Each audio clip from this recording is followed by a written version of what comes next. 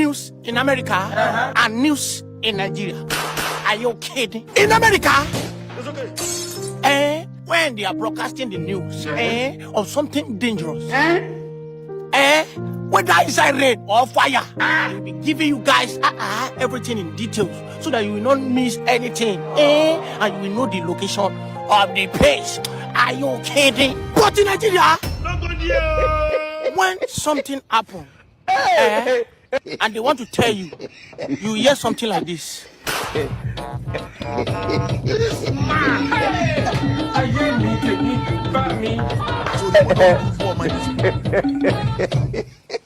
we are at the location of where they buy 200 people 3 years ago. Don't talk about it. The time they buy the 300 people, we are not available that time. But today, we thank God we are here. Oh, then it's we ask the people around. Are you okay? In America, when a channel is for broadcasting news, they will not show you anything. Only news and updates about what is going on in the country. Are you kidding? But in Nigeria, the channel was supposed to give una news and update about the country.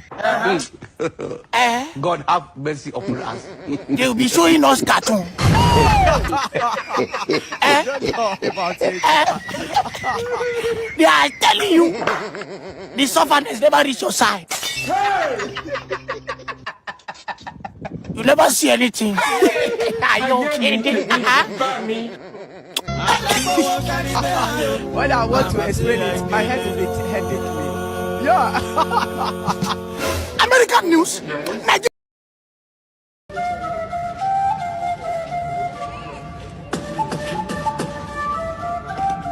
Good afternoon, sir. Good afternoon, sir. Sir, please, I'm here to look for a job, sir. I came with my CV, sir. No, we don't need CV here. All you need is 2 cups of garri, 4 cubes of sugar, granite and milk. Don't forget onions. And I don't want to believe in all of them. I don't believe in all of them. Emmanuel. Emma. Unbelievable. Emmanuel, the blood of Jesus. Emmanuel. How come, Emma? So you now work with Kellos? Yes, I'm now the CEO of Kellos. The best place you can get your suits. Senator. Anything already made. Now them they run them by themselves. All you have to do is contact them with the number shown on the screen. They deliver nationwide. Did my mother born me and you together? Why are you following me, Emma? Oh, when I Emmanuel, see. Let me tell you. Hello, young man. Who are you? Esther. No, I'm not talking to you. I mean, who are you? Who is the man? You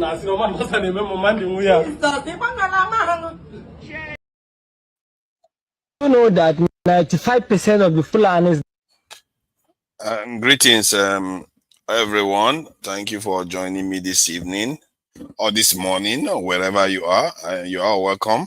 I think it makes sense to have people come and join us within the time you do.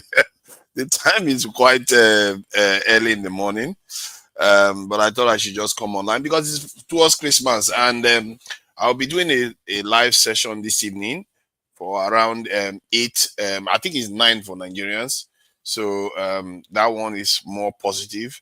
But I thought I should put the positive one just before Christmas and the negative one earlier to discuss some of the issues we've experienced in the year.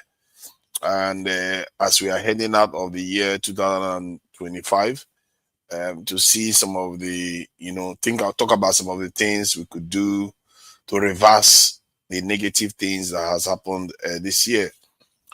Because there are quite a few of them, isn't it? As always, the conversation is going to be hard with the, objective of trying to educate and learn from people, and also bring people together, never to divide. We are not here to, try to point fingers at, just try to victimize people. I think Sometimes telling the truth can come across as trying to victimize other groups, but it's not necessarily true. It's trying to share the light. And sometimes when it comes across as you being persecuted or any group being persecuted, the reality is that maybe you shouldn't be seeing it as something to be defending yourself from.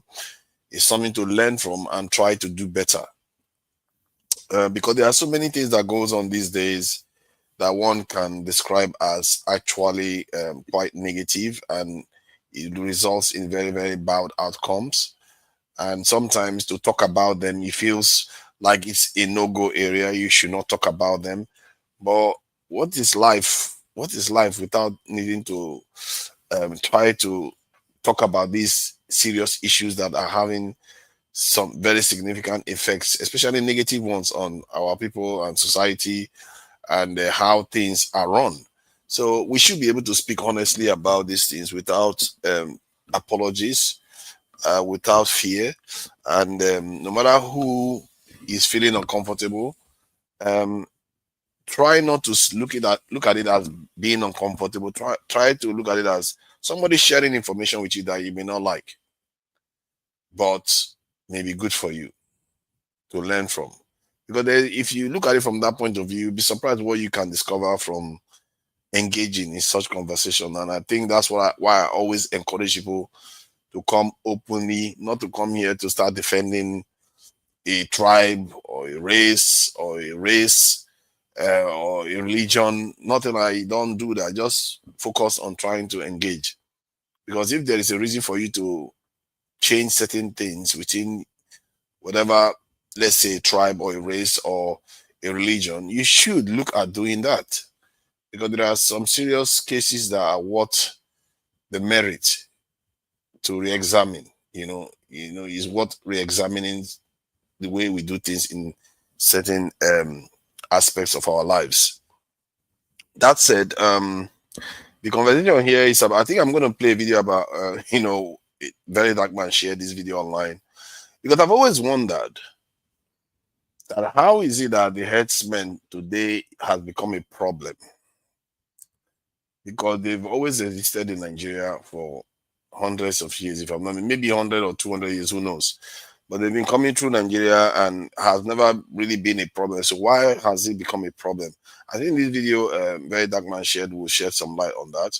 But the topic is about all the negative things that has happened in the country this year and how we can reverse them.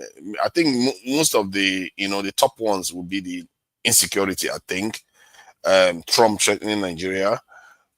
Which other one would you highlight? I don't know if anybody's in the chat. They can share information about which other negative stuff happened in the country. I know about the insecurity one. I know about the Trump one. You can also argue that the Fubara one wasn't a good thing. The measure that was taken in Rivers State, suspending the House of Assembly and the governor not being able to do his job. You can come up there's the Natasha Akpoti's case too. That's a call that is not good. And defections, party defection may not be a good thing too. Maybe it's something that we can look at. I think there is a debate in the House of Assembly, if I'm not mistaken, in terms of trying to do something about defections in Nigeria. Because these politicians, they don't seem to have any principles. They just move from one party to another with the excuse that there's a problem with the other party, so they can just jump ship and carry the ticket from another party and jump into another party. I think that is not appropriate behavior, and it should be banned, really.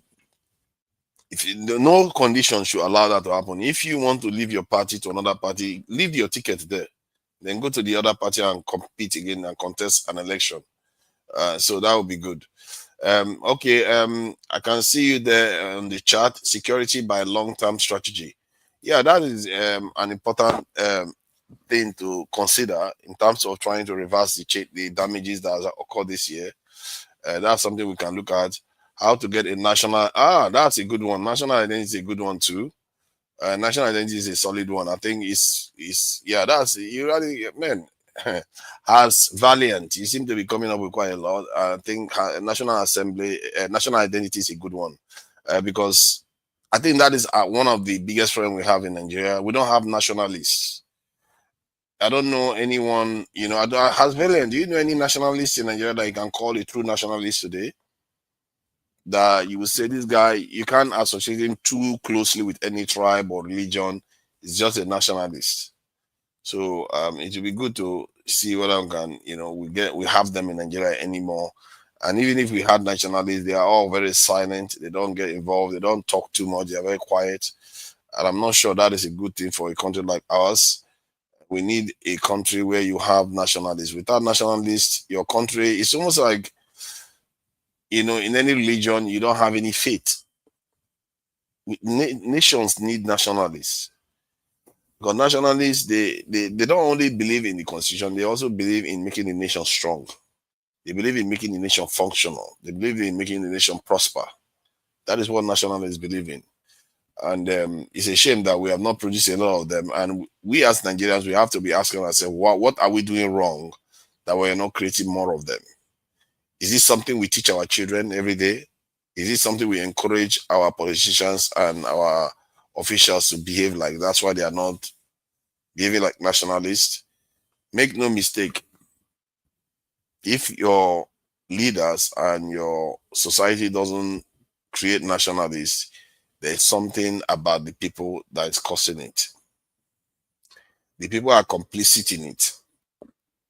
Because nationalists are like everything else, like a football team. If you don't encourage your people to play good football and train them very well, you're not going to produce good footballers that will go on to win tournaments for you. It's not going to happen. So you can't blame them. Look at the kind of effort like a nation like Brazil puts in football. Are you surprised that they go on to do very well in the competitions? They make a lot of sacrifices for football. The same thing you can say for other nations that have done well in any endeavor, really. They put a lot of effort in it. And we as Nigerians, the results we are seeing, I don't know why many of us are often surprised by Nigeria. I don't understand it. What you are seeing in Nigeria is exactly what you should expect.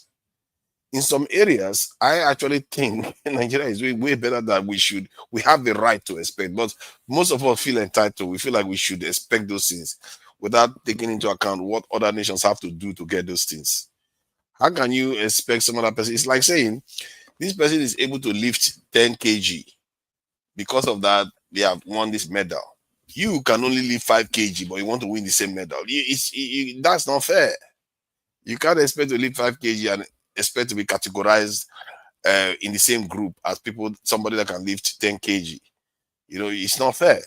And that is the truth about Nigerians. But the problem is that our people don't do that calculation about comparing themselves with other people and what other people have to do to get their civilizations in place. Often is very painful. Often is very hard. Often it involves process of long-term pain where the people are just their living standard is not good. Like in the UK now, even if relatively they are doing better off than Nigeria, way better off than Nigeria, but for the last 15 years or so, the people themselves voted for a party that told them that they were going to make their life harder. That they came into office telling them, we are going to make your life harder, but it's going to be better at the end of the day. And it still didn't get better when they threw the party out. Because after 15 years, they were still suffering and it still didn't get better. So it tells you that it's not only Nigeria that experiences these things, other countries experience it, but in different ways. But like some of the negatives that I can call out is there's another one, which is corruption. Like Bello is still, I think Bello is still free, if I'm not mistaken. Ngige has been arrested. Farouk has been dismissed, if I'm not mistaken, from his position. And Mayfield is still in jail. So that is the headline for corruption. Prosecution of bandits. I don't think we've seen any serious prosecution of any bandits in Nigeria or terrorists. It's a strange thing, isn't it? That we have a country that is being ravaged by terrorists, but hardly have we had any major trials for even one of them that I can remember. That is astounding. For how many years we've not had a big trial of a terrorist leader? Not the high-ranking one, nothing. That is the national news. In the UK or in the West, you often see that they always bring somebody that they caught, and that person will be facing trial. Sometimes it can go for years, but the person, you will know that person has been caught and is facing trial. But you don't see that in Nigeria. It's not strange. Okay, Hans Valiant is saying it's not strange, the bandits thing, if you really know what's going on. I guess depend on how you are looking at it. If I really know what's going on, I guess. But let's say something is going on. Let's say the military or some top brasses are corrupt and they are not very good or something. They are shady. But there are also other people that are not shady. Why have they not been able to at least drag some of them to the light and to face justice? So as much as I sympathize with the fact that there are a lot of Nigerians that are compromised, but not all of them are. Clearly, not all of them, but many of them are just getting away with murder. We don't see them being tried. You don't see any bandit being arrested, and you don't see any big case, and you barely even get any heroes in Nigeria.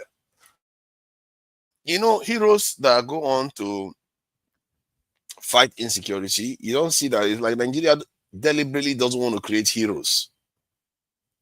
Other nations, they create heroes all the time. The closest to heroes that we've seen in Nigeria, I think it's Musa for this year. I think he's the defense minister now. I think it's Musa. You can say he's a hero from the point of view of Nigeria because everybody seems to like him for some reason. I'm not so sure why.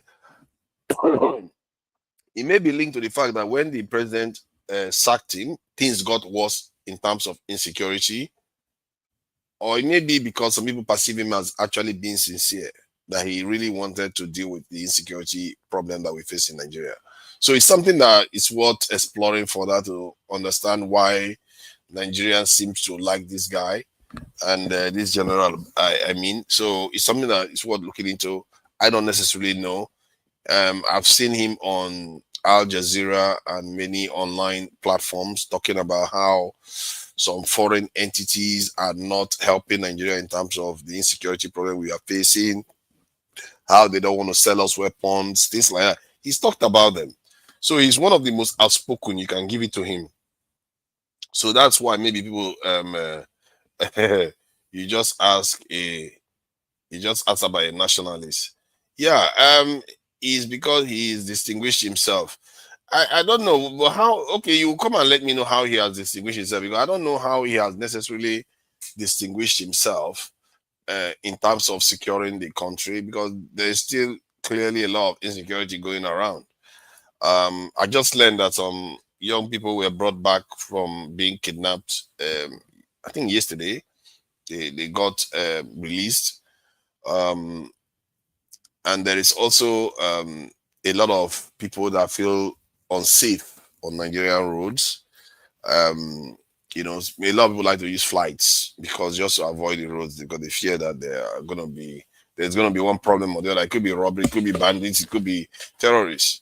So that too is going on. And the Nigerian security forces, even if the president has made some pronouncements in terms of withdrawing VIP security, I'm not even sure whether that has actually taken effect, and recruiting more into the police. That too, I don't know how much has happened on that front. So it's something that is worth observing and seeing maybe whether there will be progress. Because I'm not sure that is going to lead to much of a progress, because the country, they are still not ready. I'm not even sure Nigerians themselves are ready to do what it takes to turn the country around. But I believe if they are lucky enough to get a good leader that wants to, they will follow. From that point of view, Nigerians are very, very easy to rule. If you just get one solid leader that just managed to do the right thing even if it's for just 3 months, succeed in doing the right things for 3 months, Nigerians will do their best to protect that leader. and they will do what they can to ensure that that leader succeed, especially this day and age, given everything they've been through for, more than 10 years of insecurity. So let me stop talking for now. What I've got to say, let me just play this video of VDM talking about how herdsmen, let me just play the video. There's no point talking about it really. All right. That you are seeing in your village, we always used to pay your traditional rulers before we landed into your village.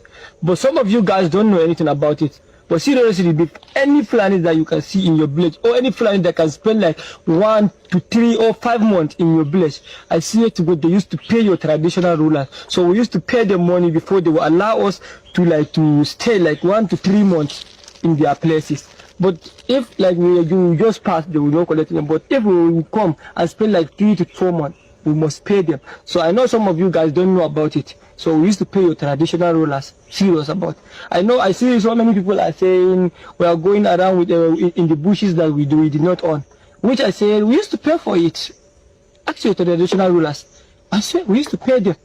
If we will spend like 1 to 2 to 3 months, we'll go and find them. We'll give them money, they'll collect. Before we will stay. So stop saying we are going around with our cows in your bushes and we're not giving you guys anything, which it is wrong. We are paying, I say. Zam. All right, so you heard what he said. According to the Fulani guy, that all the communities that they have cows, all the communities that they carry their cow and they enter, that before they come into those communities, they pay the community leaders, like the Igwe, like the chiefs, that they make sure they pay those people. Now, the question is this: if you pay those community leaders, did you pay for people farmlands? Did you pay for maize? Did you pay for people cassava where your cow they chop? That's another thing entirely. If you pay me, you they enter bush. It's different from people crops where these people they chop, people farmlands. And to crown it all up, did you pay for people's lives? Because a lot of communities, they protest around Nigeria. Enugu, Benue own, I know. And they always emphasize on Benue. Because I know how many people don't lose their lives. Countless people don't lose their lives because of this whole Fulani herdsmen issues. Do you understand? Did you pay for people's lives? But again, this thing where this Fulani talk now not open our eyes. You understand? So now, any problem where they happen, Mona, every community, go straight to your community leader first. Go straight to your community leaders and ask them. A lot of them are Judases. A lot of them are betrayals.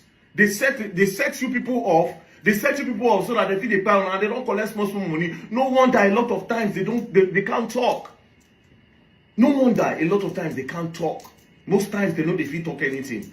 Because some of them, they don't heavy their pockets. Slowly, we will reach solution for this herdsmen issue. Slowly. But you heard what the guy said. That they pay community leaders before they carry their cow, enter any community for Nigeria. This country, greed. There's genocide against the poor in this country. There's genocide against Muslims in this country. There's genocide against Christians in this country. There's genocide against children in this country. To now separate it and say maybe it's one religion or the other.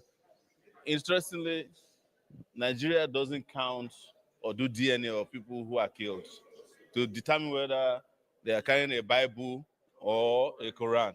So the number of people that were abducted on our road yesterday, did anybody find out whether they are Christians or Muslims? Whereas the US can nitpick symbolically to say, because they have policies, definitely. They say, oh, there are genocides against Christians in Nigeria. Why is the US not taking the same position in Gaza? That there's genocide against Muslims by Israel. So there's international hypocrisy about that. In a country where they are killing 6,000 people a day, you did not designate the killer as a genocidal government. But you are here. Please, let's be careful. I am not in any way defending what is happening in Nigeria. But I'm just saying that the problem with Nigeria has nothing to do with religion. It's complete irresponsible leadership and insecurity that kills everybody. Yes. What about when the terrorists go and kill people in the mosque? When you talk about insecurity in this country today, it happens more in the north. in the Muslim part of the north. And that's the truth. That's where they go to mosque. I think they killed about 35 people in a mosque in and the people who killed them were not Christians. They are probably people who identify as Muslims. So, but the truth is that we like to water down the responsibility of our leaders by this gives them an alibi. Okay, and then the US will come with a policy to say we want to protect Christians. It's okay. Let's bring a big boat and take all the Christians out and see if nobody will get killed again.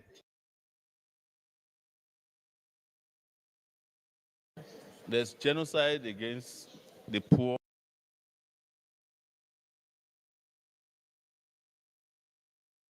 I think that is true. I really support what Shore had to say there. I think Shore, many times when he talks, I often find him a little bit either tone. It's like he doesn't capture the tone of the nation. At the same time, I also find that he can be a little bit obnoxious sometimes.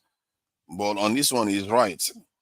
And I really wish he really strikes this type of tone often. He will start making more and more impact. But that is that anyway. And he's right on that everybody is also under attack. That said, I noticed what the guy behind him said about, it's extreme Muslims.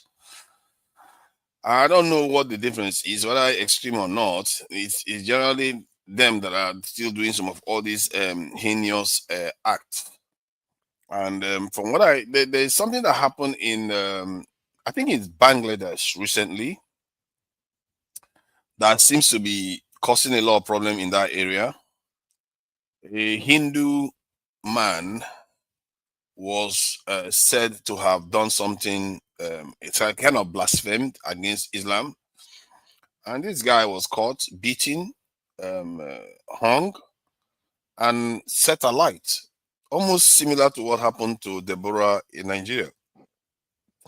And the Hindus in that area are losing it right now, and they are really getting crossed by it. That why is it that this happened to this man? And it turns out that the man may not have even done anything wrong, and there is no evidence to show that he did anything wrong, and he was just basically lynched because of it.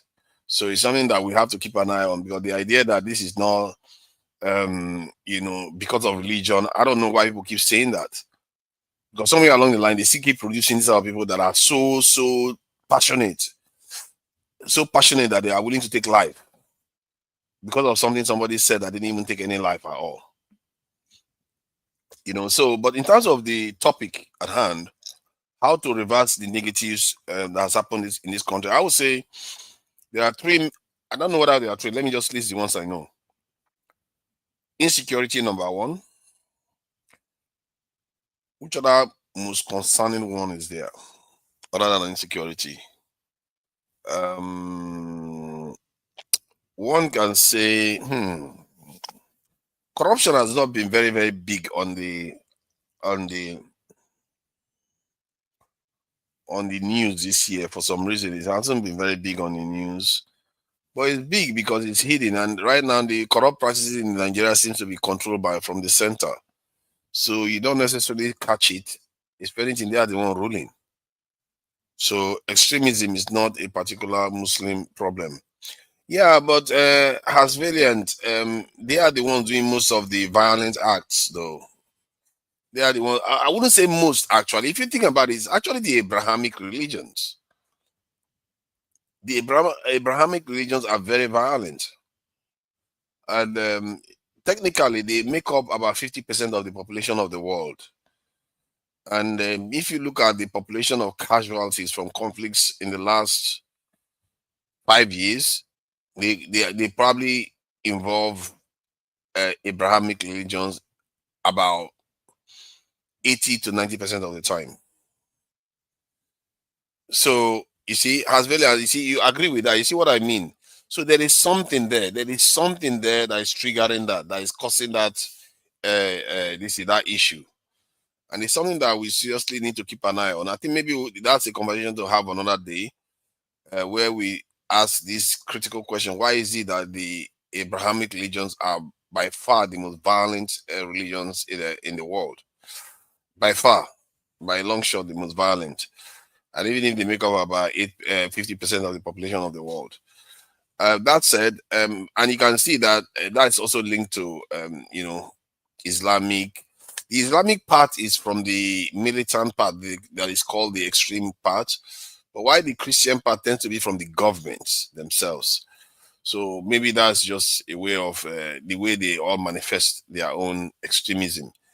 Um, on the insecurity end, if we want to reverse it, I guess we can come on. I will invite people on stage to come and share their opinions on how to reverse the insecurity problem. And then on the corruption issue, how to reverse it, we can look into that too. The third one, I don't know whether this party issue is a party crisscrossing party is a more serious one. Because this is not, it's not like we don't know there is hunger in Nigeria. So we can also say, how do we reverse poverty in Nigeria? You know, so we could look into that if somebody feels strongly that that is the major problem. I think maybe I will leave that to viewers to suggest maybe there is other sub areas where we can that should be included as part of the problem that needs to be reversed in the coming year. Unemployment, not poverty. I guess unemployment is one of them too. Um, I I guess you can include unemployment, but unemployment doesn't stand out like insecurity does. You see what I mean? I was looking for something that has a punch that has been plaguing Nigeria for this year. And most of the time, people hardly talk about unemployment. They talk about inflation. They talk about cost of living sometimes, and I guess salary. I guess if you, I don't know. I guess when you come in, you can look at unemployment. Issue as valiant. For me, it just looks like insecurity dominated everything this year.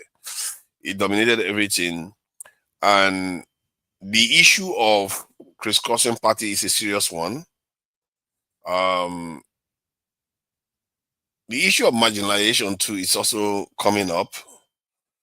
That said, it's mostly focused. The center it seems to be from the southeast. So, but there is that issue is there. It's coming up again. The marginalization issue. So maybe it's something that can be looked into. Constitutional reform. They talked about police, local state police. Was that state police was quite big in terms of the news recently. It was quite big. Crime and poverty are twin problems. Crime and poverty are twin problems. Are you sure though? Is it acute poverty? Yes, could lead to crime. That's for sure. Because if people don't have food at all, they will go and steal. And if there's no way, especially not just food at all, they can't find any way to work to make money. Then they don't have much of a choice, do they? If they find any food anywhere, they will go and look to steal it. So crime and poverty are quite, that's where you say they are related. But you have to understand that from where I see it, like the UK now, they have about 1 million criminal convictions every year. So they have money, they have wealth. So why are people still committing crimes? So you can say poverty related crimes. You see what I mean? Maybe you want to look at poverty related crimes. So it would be good to actually check the UK criminal conviction categories, what kind of crime they committed, to ascertain if that 1 million plus included poverty crimes. Because maybe that's what you are referring to here when you said crime and poverty are linked. That way, you probably will be right to say poverty and crime they have a linkage, but it's not. It doesn't apply to all the time. That it doesn't apply all the time. I mean, there are some situations whereby even when you have resources, you still commit crimes anyway, like the UK does. 33% of men in the UK have got criminal convictions. So that is what we are dealing with here. So it's not always, it's not an ultimate reason for crime. Crime is committed by people that have access to wealth. As a matter of fact, most of our politicians that are busy stealing from us, it's not because they are poor. They are already rich, they are still stealing nonetheless. So criminal behavior is criminal behavior, and they should be punished accordingly. There is another, just to cover a little bit of headlines before we get into the main discussion about what we can do to reverse the issues we've had this year, and some of them have gone. It's not just this year we had this problem. It's something that has been going on for sometimes even almost 2 decades now. And for me, my focus is on security. Other people may come in and say they care more about poverty, education is also there. A lot of people feel strongly about education, in terms of as a priority. So there are different ways of looking at these things. In terms of the news, there was something on the news recently about President Tinubu saying that Nigerians should not drink alcohol during Christmas. As a Muslim, I think it's not surprising for him to say that.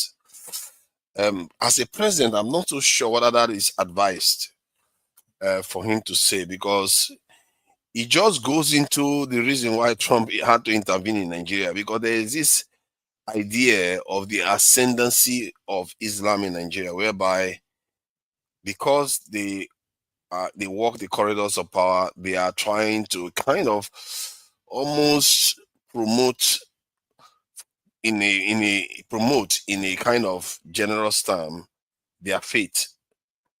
But if you want to look at it the other way, in a more less generous terms, you say impose their faith on the nation. And the truth is that most Muslims are not, they can't help but want to share their message with other people. Like, it's almost universal for them to want to share their message with other people. So for President Tinubu to say that Nigerians should not drink alcohol, it shouldn't be surprising.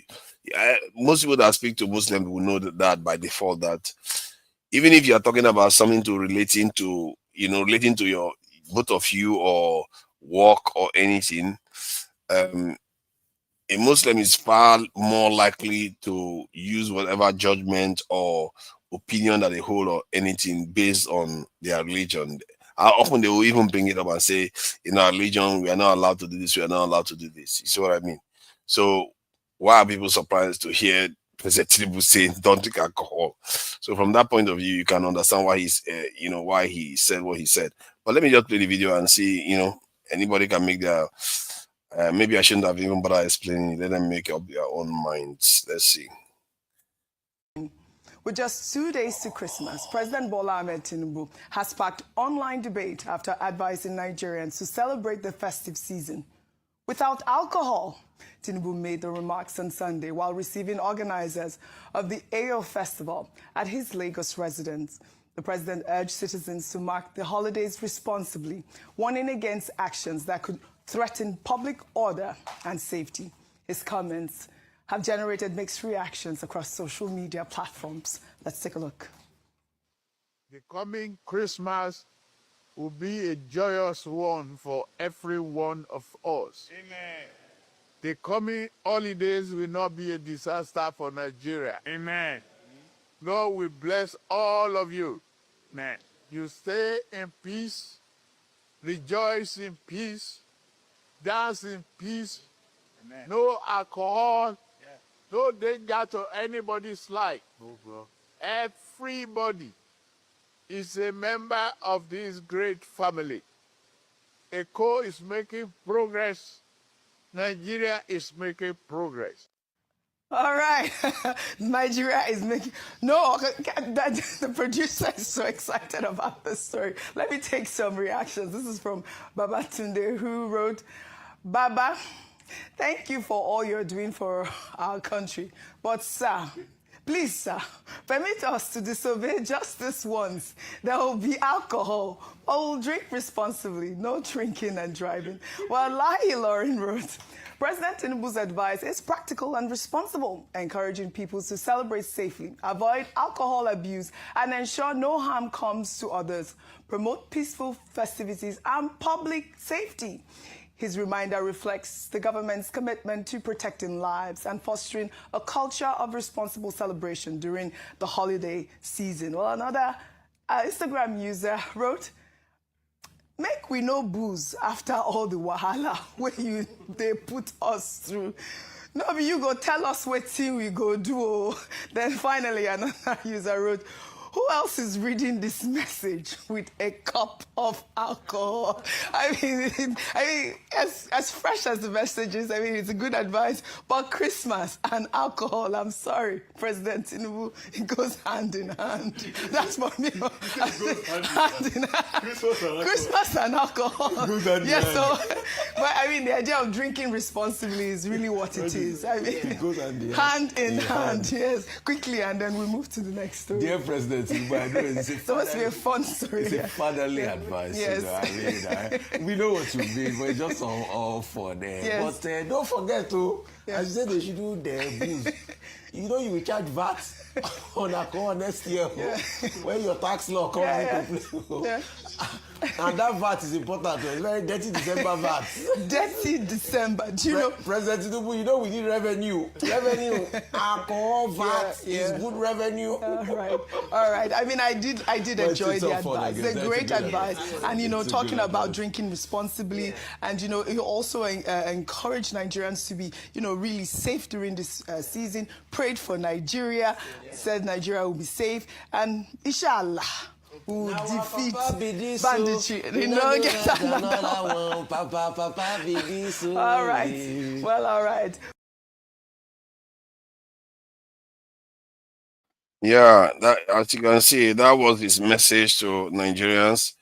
Operate machinery. Oh, I see your message. Yeah, I think most people will regard it as just an advice, but it was the term he used, no alcohol. He could have just said drink responsibly. He'll say no alcohol. Seems ideological or religious, isn't it? To say no alcohol at all. No alcohol while driving, yes. If you said that, people will accept it. But if you tell them no alcohol at all, they will read it as you telling them not to practice their own kind of traditions. You see what I mean? They will interpret it as that. If you told them, okay, drink responsibly, yes. In other words, you're telling them to drink, but not to drink irresponsibly. Like when you're about to drive, you get on the wheel and start driving. That is not a no. You shouldn't do that. You see what I mean? So that makes sense for a leader to advise the people. But you cannot tell them not to take alcohol, because the danger of that is you are going to trigger in people's minds that you are trying to make them more like Muslims instead of like every other Christian nation that take alcohol during Christmas. So that is that anyway. Like I said, I'm going to be going through my own opinion, individual opinion, but you can say well-researched opinion base. I'm sure I'm actually quite, how do I put it? I'm not sure a lot of people have bothered to do this research deeply as I have.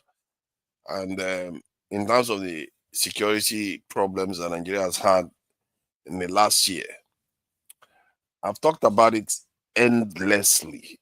Like, I've been talking about this for a long time now. And not just for a long time, almost repeatedly, like a broken clock.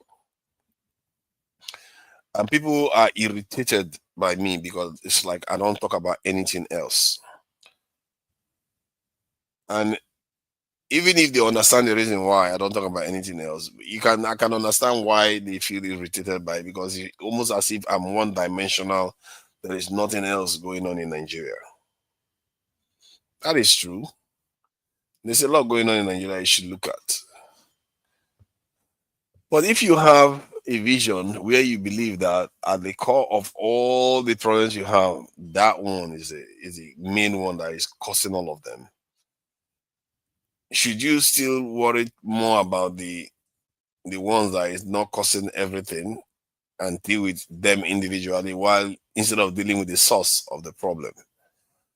And for me, in my mind, insecurity is not just insecurity from the point of view most people think about it, like, oh, kidnapping people and all that stuff. No, it goes way deeper than that. It's a lot more. It's not just deeper, broader too. It also affects the way your politicians behave. It also affects how other nations are able to manipulate or control you. It affects almost everything you do. It affects your access to other nations too. Because nobody will share anything with you. If somebody wanted to share any important thing with Nigeria, they will not want to share with Nigeria because they know Nigeria cannot protect it. Would you give your valuable to somebody that you know cannot protect that valuable? That anybody, any bully can come and take that valuable from that person. So that person now, because they don't have the ability to protect anything, you're not going to give them any valuable. So this is what I mean by national security is way deeper than just fighting bandits. It affects everything. There are knock-on effects continuously on so many aspects of our lives. And this is why I really think if we want to reverse our problems, we need to take it extremely seriously. Extremely, dead seriously. Like, without it, nothing else will work. Because this is why nobody wants to give us money. This is why nobody wants to share important technologies with us. As a matter of fact, it's the excuse that the West gave for removing our research nuclear power plant. Not power plant, nuclear reactor. We had a research nuclear reactor in Nigeria. The reason why they took it out of Nigeria, I'm not sure they returned a less, a less dangerous one. They took it out because they felt Nigeria could not protect it and the North was a little bit insecure. That's why they removed it from Nigeria. Most people don't even know Nigeria had a nuclear reactor. We had one in Nigeria that was used for research purposes in the North, if I'm not mistaken, in Kaduna. Due to insecurity, they decided that they're going to remove it from Nigeria. So you see what I mean? It affects everything you do. Oh, let me see what Has Valiant is saying. Are you sure Tinubu is a Muslim, doesn't drink? Yeah, I think he says he's a Muslim now. What can you do? It was a Abacha thing. I don't know what you mean, but you do realize that there are no quick fix, right? I think there is quick fix for the bandage problem. It's only the only reason why there's no quick fix is because Nigerians don't believe there is a quick fix. You'll be surprised how fast things can be fixed if you mean business. You will be shocked how fast things move. It's a quick fix. If you put somebody like that has my mentality in office, in 1 year, you're going to see a massive drop. Like that, the drop you're going to see is going to be so massive. You are going to be like, what just happened here? You see, what people don't realize is when the people mean something, you'll be shocked at the results you get. Let me give you a clear example of something that happened recently in living memory, which is not very even long, barely 2 years. When Trump wanted to come into office, and he was going after the immigrants, saying the immigrants should not come to Nigeria, that America, through the American border, how many millions came in just the year before he came into office? But now that he's, by the time he got into office, within a year, that number had declined more than 80%. Within a year, just by him talking alone, he hasn't even done anything yet. The number of immigrants coming to the border dropped drastically.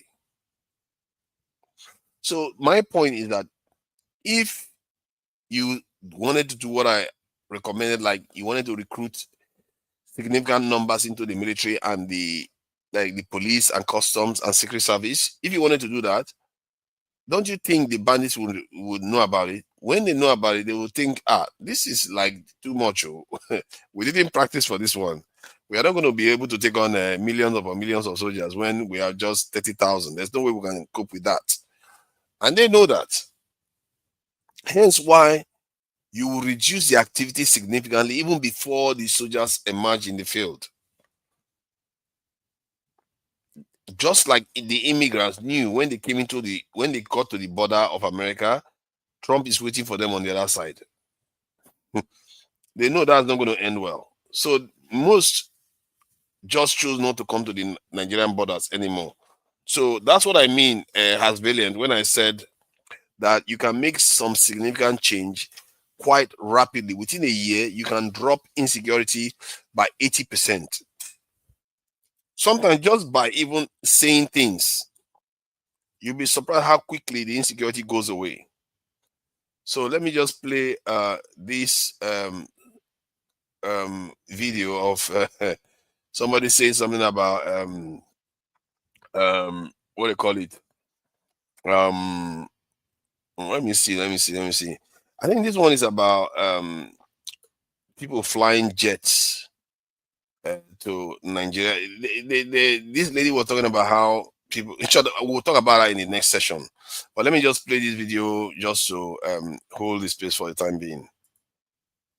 Do adults say to their juniors, you are just a child, you don't know anything? That is because sense grows with time. The more you grow, the more sensible you will become. You will understand when you grow up. Teacher, if sense grows with age, why do some adults still think like newborn babies? For example, my uncle hired a nanny and didn't even check if she was medically safe for his own children. Now all his 4 children are infected with HIV by the nanny. Doesn't that prove that age can grow, but sometimes the brain stays the same size? Bobby, your uncle skipped using common sense, but that doesn't change the fact that adults have lived longer. Longevity itself teaches you things. Teacher, living long doesn't mean learning well. Yeah. Some people live long and say argue loudly with ATM machines. Longevity is not a university degree. Bobby, children often act without thinking, but adults think before acting. I disagree with you, teacher. Thinking is not guaranteed by adulthood. It is a personal choice. Bobby, the truth is when you become an adult, you will understand why adults say to their junior ones, you are just a child, you don't know anything. Teacher, I think adults say you are just a child simply because it is the easiest way to end a conversation they are losing. So you are saying adults shut down arguments just to win? Exactly, teacher.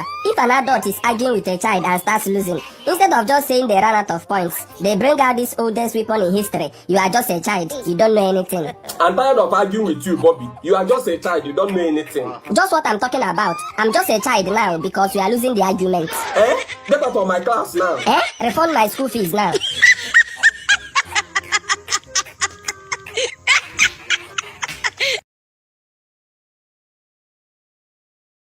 All right, so that one is just an interlude break.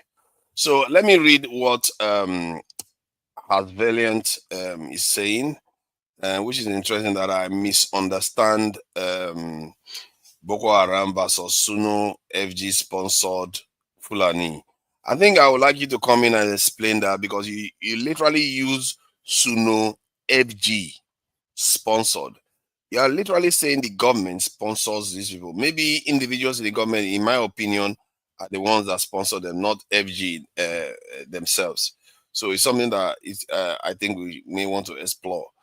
Let me see what else is there. Insecurity issue can be far more easily fixed.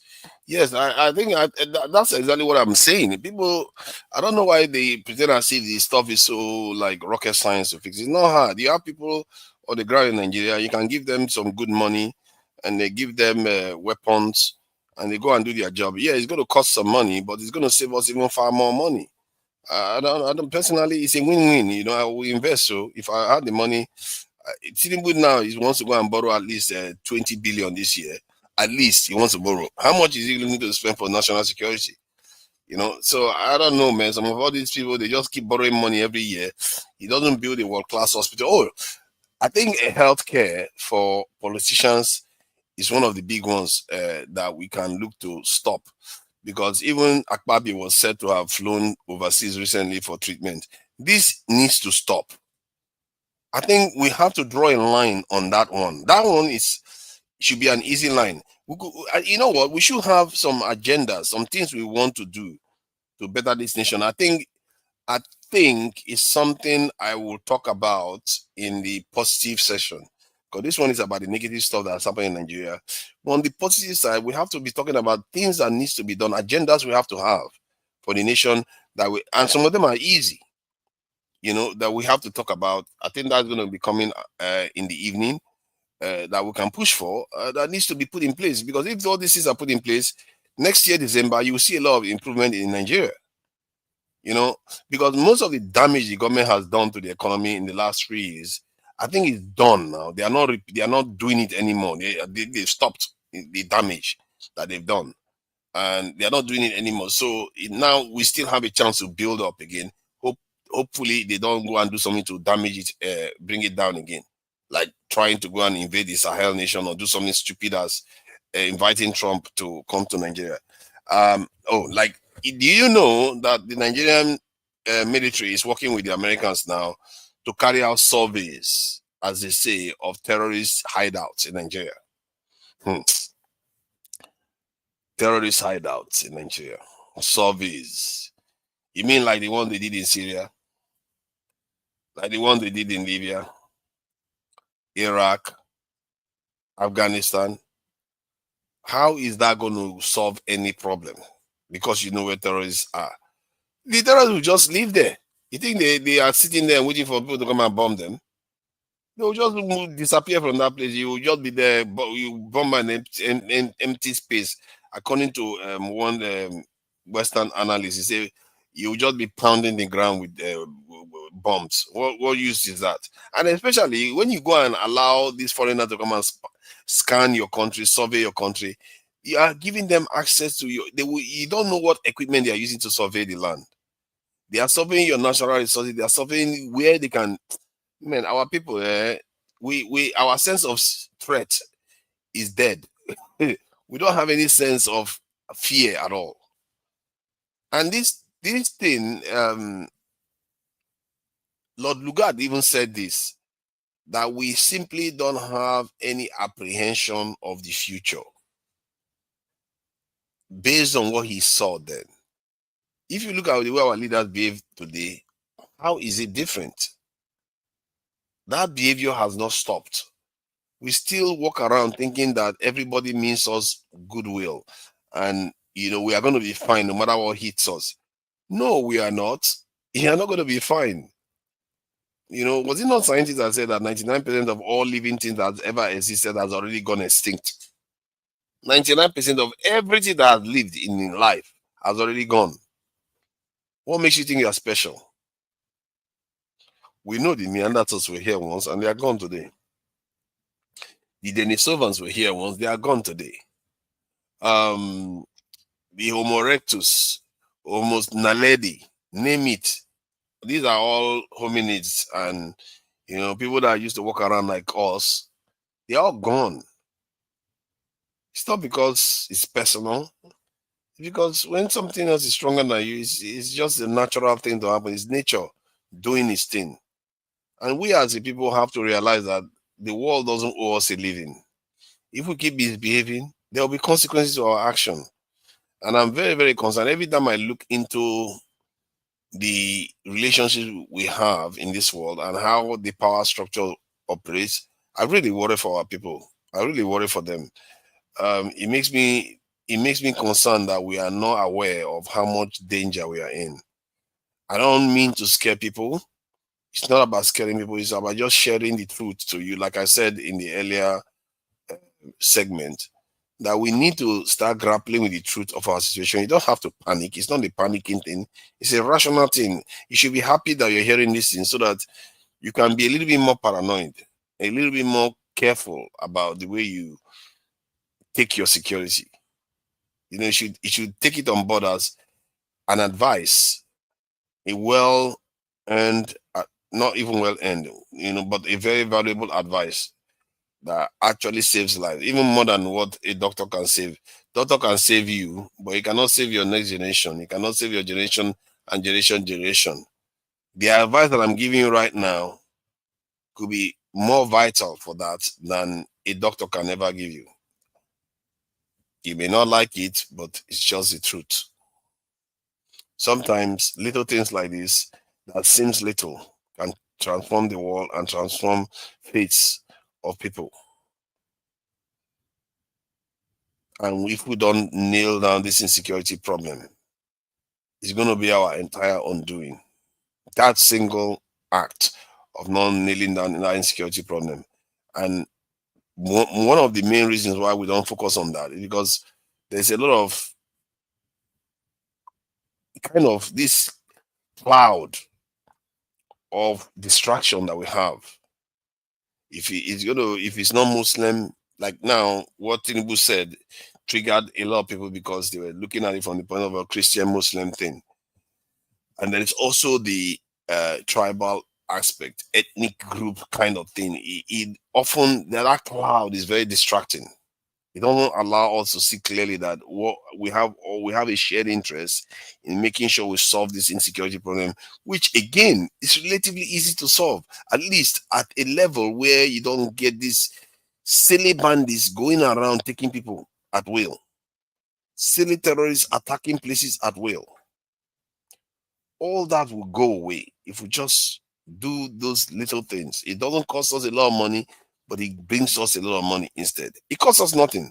This is what Dangote talks about. It's almost as if you spend poverty and gain wealth. Because what we do in Nigeria generally is export wealth and import poverty. Why don't we this time spend on wealth so that we expel poverty? Because insecurity is costing us billions upon billions upon billions of dollars every year. Billions of dollars. It's costing us far more than we will ever invest in it.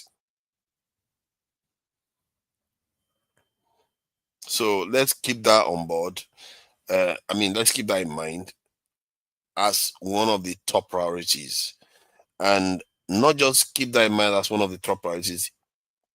Specifically, you need to recruit men, women into that security force. If you don't recruit more into it, you're wasting your time.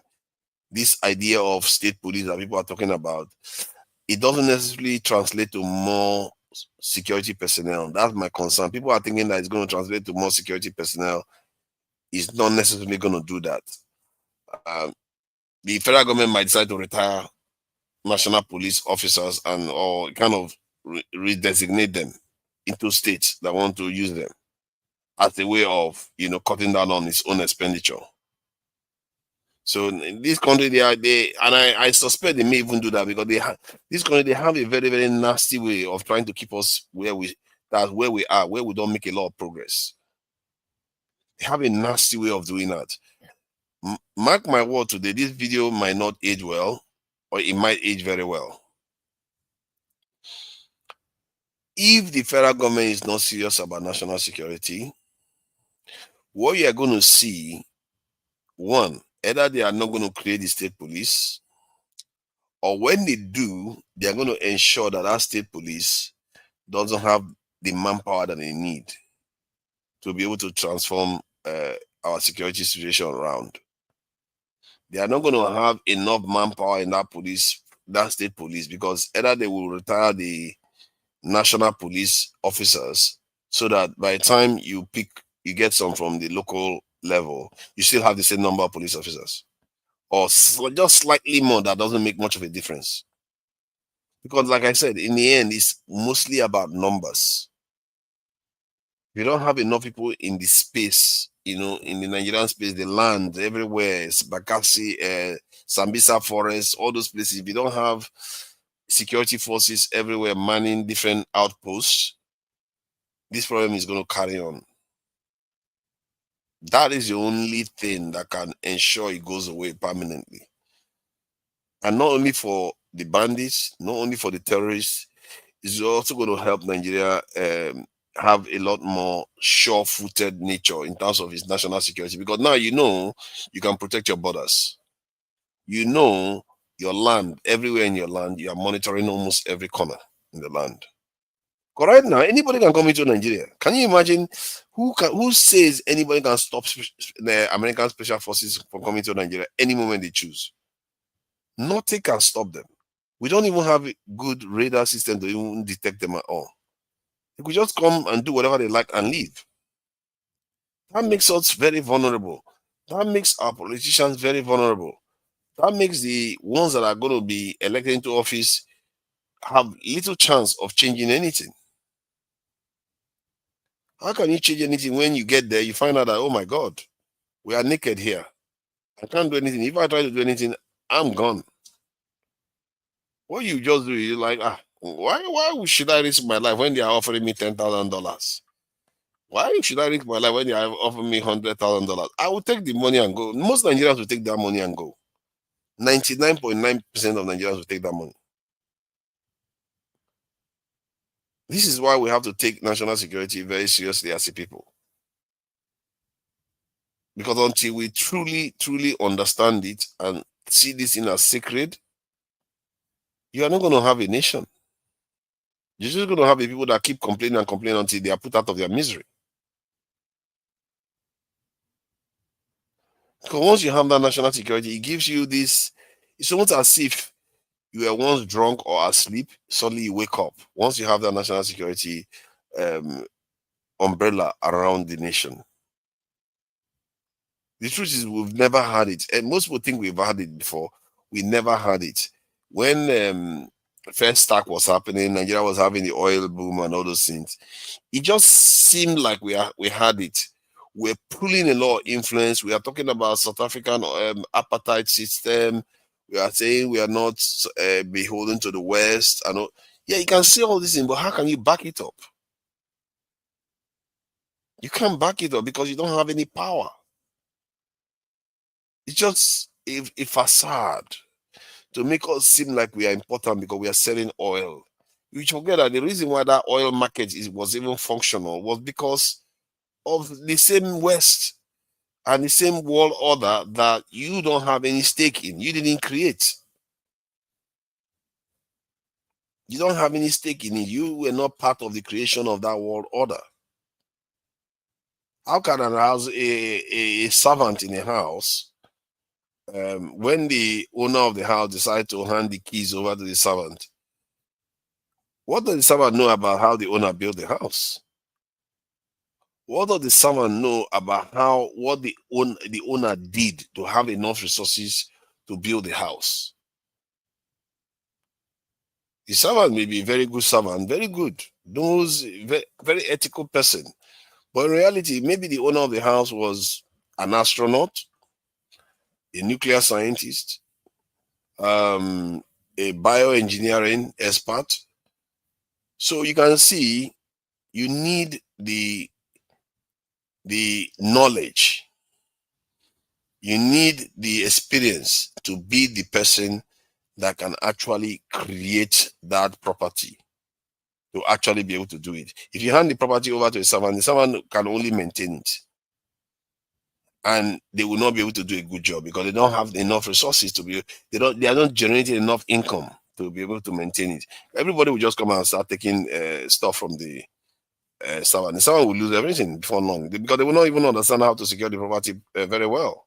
All they know about is just serving, cleaning the house and all the rest. But while the boss didn't just build the house, he knows how he has influence in the society to ensure that whatever is coming to that house doesn't get there as a threat. That is what we are like. We are like a people that are just we were just handed the keys to the castle, and the people that handed the keys over to us left. We thought we had a country. You don't have a country. You just have a land or a country. You can, to be fair, you can still call it a country that somebody handed over to you. It's not yours. You didn't create it. Even if we went on to write constitutions, right? We even did constitution multiple times. Yeah, we did all those things. It still doesn't mean we have gained the knowledge, gain the insight of nation creation, the spirit that is involved in creating nation. We didn't have it. What you needed to do to have those things, generally, most people have to fight for their country. They have to fight for their lives. They have to fight to save their loved one. They have to fight to save their land. They have to fight other people that want to take everything they've got. Well, by the time you finish fighting them, what those leaders that come out from that system, that situation, behave like, that's what you see other nations doing. But because we didn't go through that process, why would we behave like that? We can't behave like that. And it begs the question, why should you blame your leaders? Why bother blaming them? They don't know. They don't know what it takes. They've not been through it. They might know about it intellectually like I do.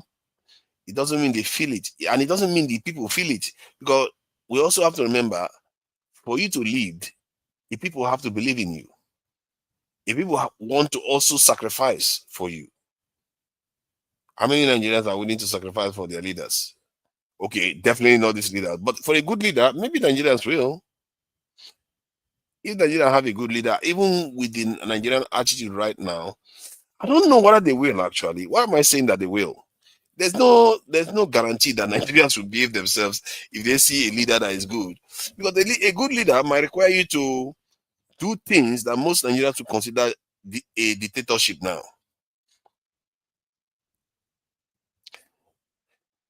A good leader in Nigeria might require Nigerians to do things that they will consider dictatorship right now. And many Nigerians will not like it. As a matter of fact, the leader that is going to transform Nigeria might be a leader that will do things that will be so horrible beyond anything any Nigerian leader has ever done. And do you think Nigerians will take it? No, they are not ready now.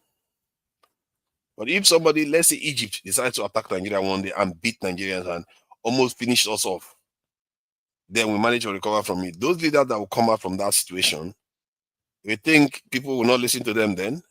You think people will not listen to them when they say, hey, these 50,000 people are in our way? People will listen to them. People will like, if you are these 50,000 people and you want to be in our way so that the 250 million of us, we are not going to have it. They will come after them. The people will be more passionate. They will feel so strongly about defending themselves because they know what it's like not to be able to do those things because they've seen what foreigners do to them. They've seen what it's like to watch your own family members, one family after the other gets destroyed because you didn't defend your people. All these things are quite important things. And when we are saying, when I say this, it sounds outlandish because it's not happened. It hasn't happened. Right? Do Nigerians ever believe that we're ever going to get invaded? Most Nigerians, if you ask them today, it's quite an important question to ask whether they actually believe we are going to ever get invaded. They will think no. They will think no, because they don't have any reason to think so that we're going to get invaded. But the truth is that almost every self-respecting nation prepares for it. Even when they don't have any reason to believe they will get invaded, but they prepare for it anyway. But Nigerians don't. That's why I think we just don't have what it takes. We just don't have it. We've not lived it. How can we do it when we don't have it? It's not within us to do it. And it's not only us, to be fair. It's not only Nigerians. It's many African countries. So if we are to define what we must do, this is not a may. What we must do to get out of this is all the issues I've outlined regarding national security. And I'm sure President Tinubu knows this. I'm sure Shetima knows this. I'm sure Peter Obi knows this. I'm sure Kwakwaso knows this. And I'm sure Atiku knows this. All these, when you sit here arguing with me, it makes no difference because all these other leaders, they already know the problem. They know. The only reason why they are not doing it, many of them are scared to do the right thing for the nation. He says, what makes Europe and US better is their socialist programs, especially by Europe. Especially Europe. Yes, but if they are subject to the kind of problem, if you take UK's nuclear weapons, ballistic missiles away from them, watch how fast they become poor. Watch how fast, because half of the money that people put in their hands will not be there anymore. Because nobody will respect you and put so much money in your hands. You know how much goes through the London, the capital of London, London City, every day? If I'm not mistaken, it's in the trillions. So this will control a whole heap of money every day, maybe billions. I'm not sure it's up to trillions, but a lot of money in the hundreds of billions goes through the heart of London every day.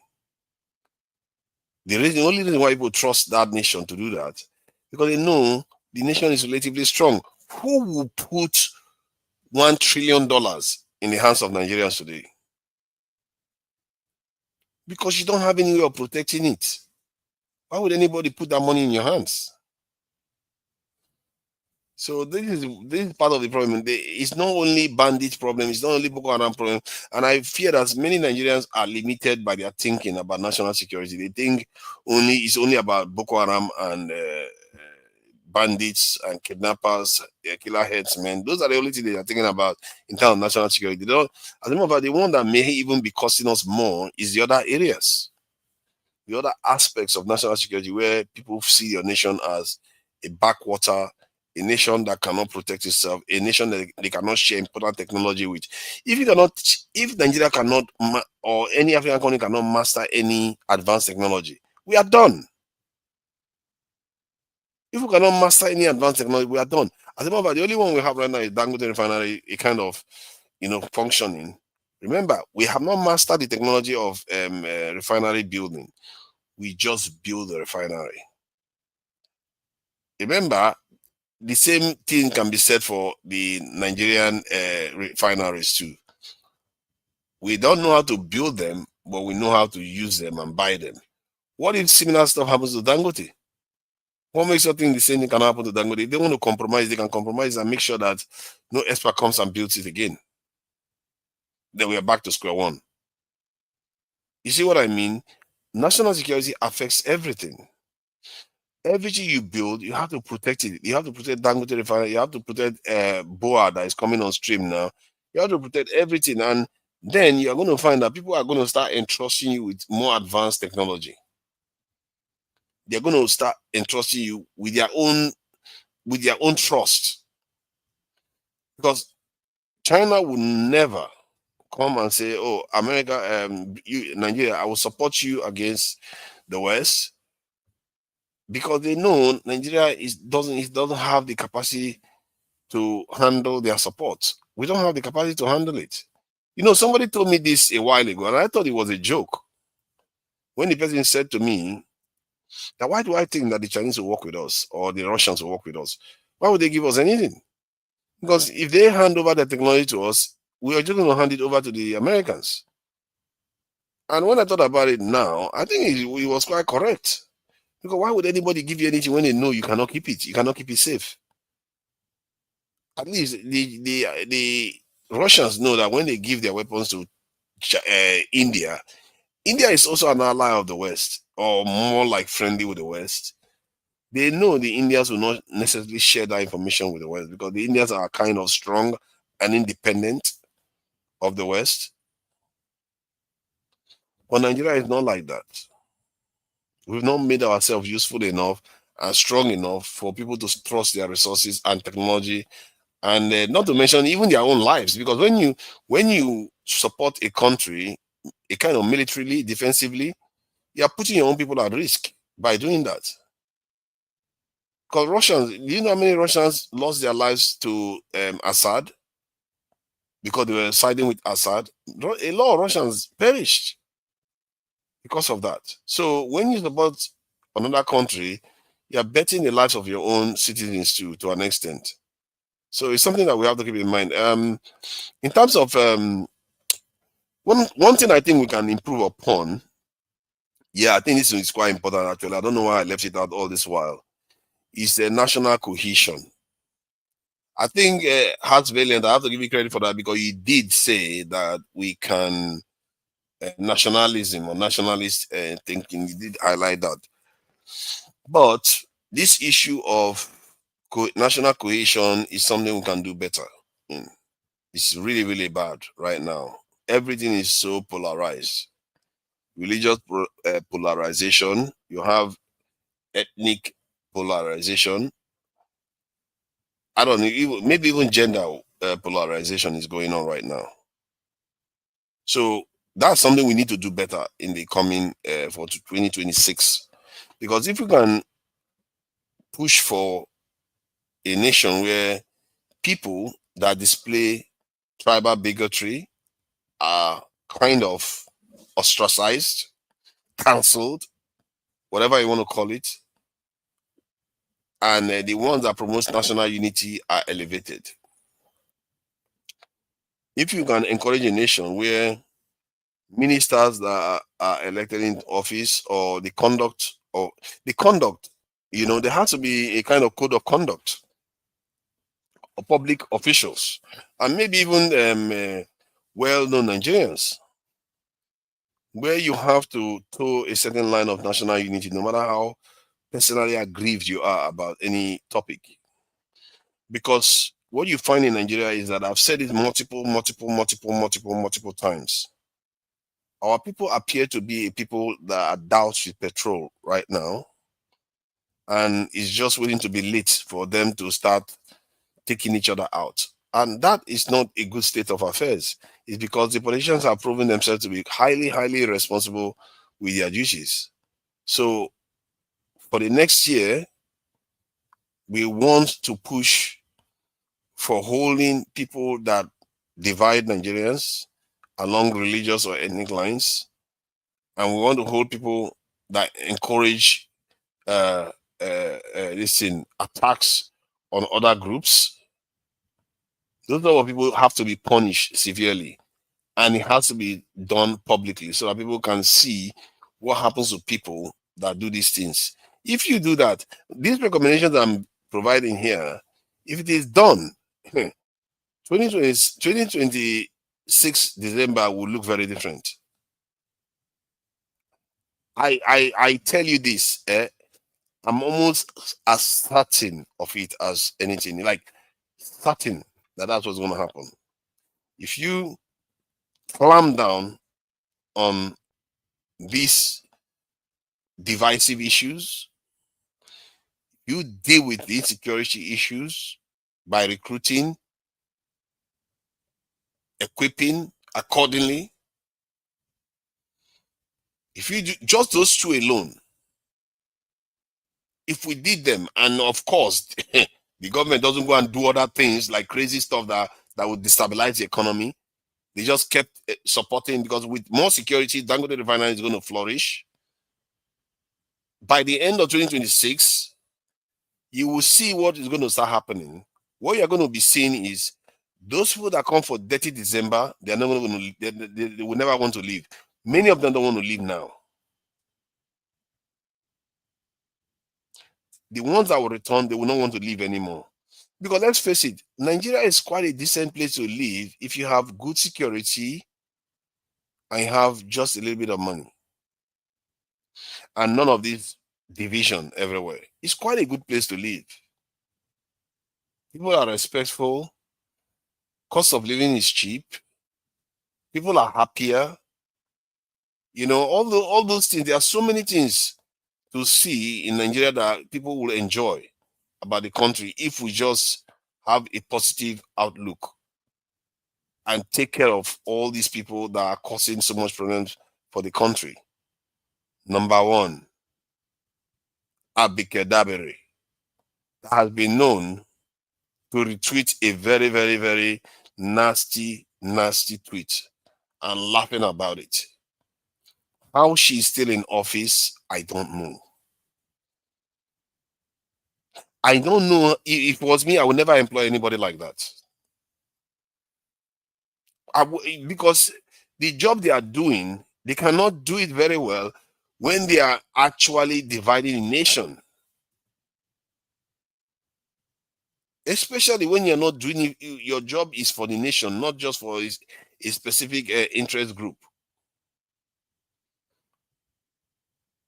All these things have knock-on effects. All this stuff have knock-on effects. If let's say when Abike Dabere tweeted that stuff, Tinubu came around and said, how dare you do this? You are suspended from office or you are fired.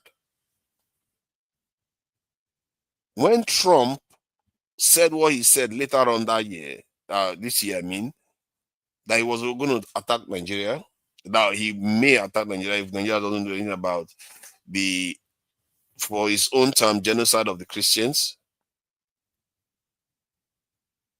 I tell you, amongst those people that are saying Trump should have come to, should come to and attack the country or attack the bandits, among those people that are saying those things, the numbers will be less.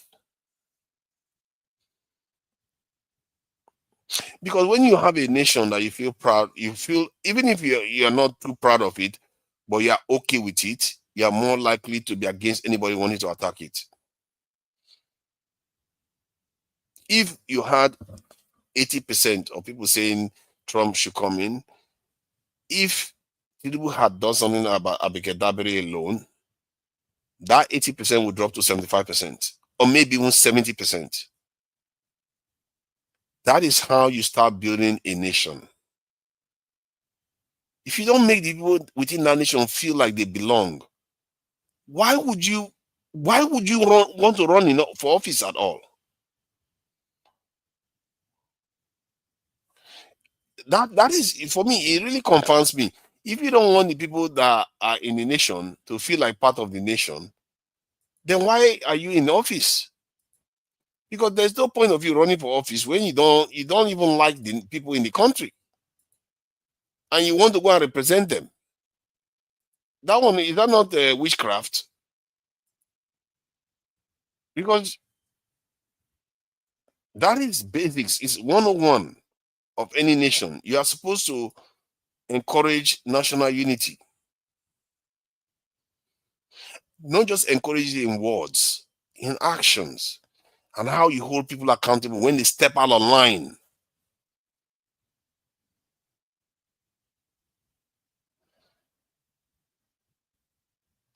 That's how it's supposed to be. Destiny, I also are tired too. So there are byproducts of economic injustice.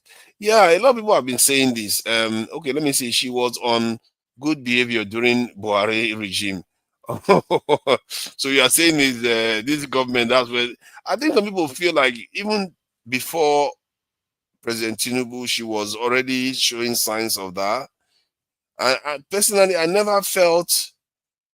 Some people feel like she was good. I don't know. Maybe Nigerians are used to being abused so much that they can't tell when somebody is not really that good. For me, once I saw her from the beginning, the way she talked, I felt like she just wasn't capable of doing the job. My feeling about many Nigerian politicians is that they are too subservient. They are too willing to sell Nigerians cheap. I don't know why we do this. I really don't know why our people do this. Even Abike Dabere representing the forefront of what many Nigerians will encounter when they are in distress overseas tells you everything you need to know. The way she approaches it is that you Nigerians, you must have done something overseas. That's why you're in trouble.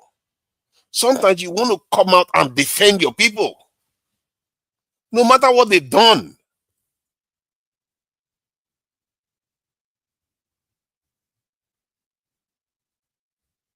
No matter. Because what you see around the world is that because if you don't defend them, people are more likely to take advantage of them. Not every time you hear about your country people doing wrong, the first your first instinct is that, oh, let's find a way to beg them and see how we can help them. Because you are so weak as a nation, then you start begging every time. Haven't you seen people that do things wrong in Nigeria and America come and figure out a way to get their people out? Many of those people that you see arrested overseas, they are actually doing some serious stuff wrong, and America will still find a way to get their people out of there. Or not only even America, other nations do the same thing. They fight to get their people out from those countries. You can pull any string you want to pull. She has experience. I can give it to her. She has a feeling because she's been doing this for quite a long time. So in some cases, she has managed to get some successes, especially in more recent times when people like Air Peace steps in to assist our operations. But make no mistake, for the first 5 to 8 years I saw that lady in action, to me, she felt more like a slave trader than somebody representing Nigerians. She felt more like somebody that is more proud of Nigerians going to serve people overseas than actually building Nigeria up. That's how it felt to me. Maybe it's not true, but from what I can see, she seems to be too proud of the ones doing well overseas. I don't understand how that can be a good thing for your nation. And this is what I mean by the old generation. They are awful. They don't understand. They truly don't understand what they are doing. How does our people helping to build foreign nations build our nation? How does that even happen? Yesterday, I was listening to this discussion, and this Nigerian guy, about 60 something years now, he says he wants to return to Nigeria, which is good, isn't it? He said, what is he doing overseas? He doesn't have anything to do overseas. There's nothing there anymore and everything. So he wants to return to Nigeria. Well, he wants to return to Nigeria after he's 60 years. Yes, he's gained expertise that will be beneficial to Nigerians. He probably will have more experience, money with him when it comes to Nigeria. But his vitality is not there anymore. But he will offer something to Nigerians. And to be fair, or not to be fair, more like in a disturbing direction, his philosophy and his ideology is very tribal too, just like Abike Dabiri. So you see, the people that want to come and build Nigeria, some of them that want to return from overseas, his ideology is like Abike Dabiri's. This one may even be worse because he was openly talking online about how the Southeasterners and all the rest of them are causing problems for his own people in the Southwest. So this is our behavior that our people portray. This is a relatively somebody that wants to come to Nigeria and settle, and yet because he's older, his mindset is very, very warped. This is why I don't think I will support any candidate anymore that is over 60 years for sure. I don't think I will bother. Even if it's P2B, I can't be bothered. Because all these old people, they don't have it in them. You know, I guess P2B was born after colonization, but still, they don't have it in them. The far back you go, the more you see people that are willing to serve. They're just willing to serve foreigners and do, if they give them crumbs, they will take it. It's okay. To them, we are still alive today, it's fine. Sooner or later, we are going to be flying. I don't know how that is going to work. Your enemy is not going to drop dead without you doing something about it. Yeah, your enemy is not going to go away or start giving you success because they just feel like it. It's not going to happen. They will keep taking and taking and taking until there's nothing left to take. And then you'll be done. That's how this is work. It doesn't work any other way. I wish it works any other way, but it doesn't. It's just how life works. We have to make our peace with the fact that if we don't take things seriously, life will not take us seriously too. Why should it take us seriously? We have not taken it seriously. The precious gift that has been given to us, if we don't take it seriously, we're going to lose it. Ultimately, that's what's going to happen. May not happen today, may not happen 10 years, it may not even happen 50 years from now. But sooner or later, there will be judgment. We have been paying a lot of price for a very long time. We'll be paying a lot of price, suffering and smiling, as Fela says, suffering without progress. That is so boring. So old news, old. Are we not tired of it? It's just there's nothing. No, there's no. You see one street light today, tomorrow you see another one dead. What is the point? We can't even maintain even our roads. We can hardly keep it clean. No, tell me, Nigerians, why can't we even sweep our roads? Simple, making your roads, your streets clean like normal nations are. We can't even figure that one out. If I was any top Nigerian in Nigeria, I hold any public office, I would be embarrassed. And the president should be embarrassed. He should be doubly embarrassed by his nation. But you see what they calculate. Their calculation is that no nation is perfect. Some nations have problems. It takes a while for it to happen. In the meantime, let me catch cruise. In the meantime, I can relax and just do a little bit here and do a little bit there. Things are gonna get better. That's their thinking. But it never does. The rest of the world is sailing away from us. So if we are going to be serious as a people, national security has to be taken paramount. National cohesion needs to be paramount. Which other one did we highlight? I think it was Hess Valiant that highlighted it. Which other one should be paramount? Let's see. Law enforcement. Okay, this one is going to be tougher for Nigerians to do. Nigerian politicians are awful. Corrupt practices. Any public official that is found stealing or embezzling money from public office should face capital punishment, and that capital punishment should be carried out.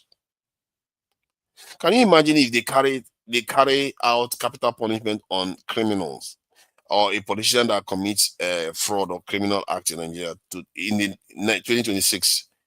If they do it before March, before the ending of 2026, Nigeria will be transformed. You will see a change. Next year, this time, you see a change in Nigeria.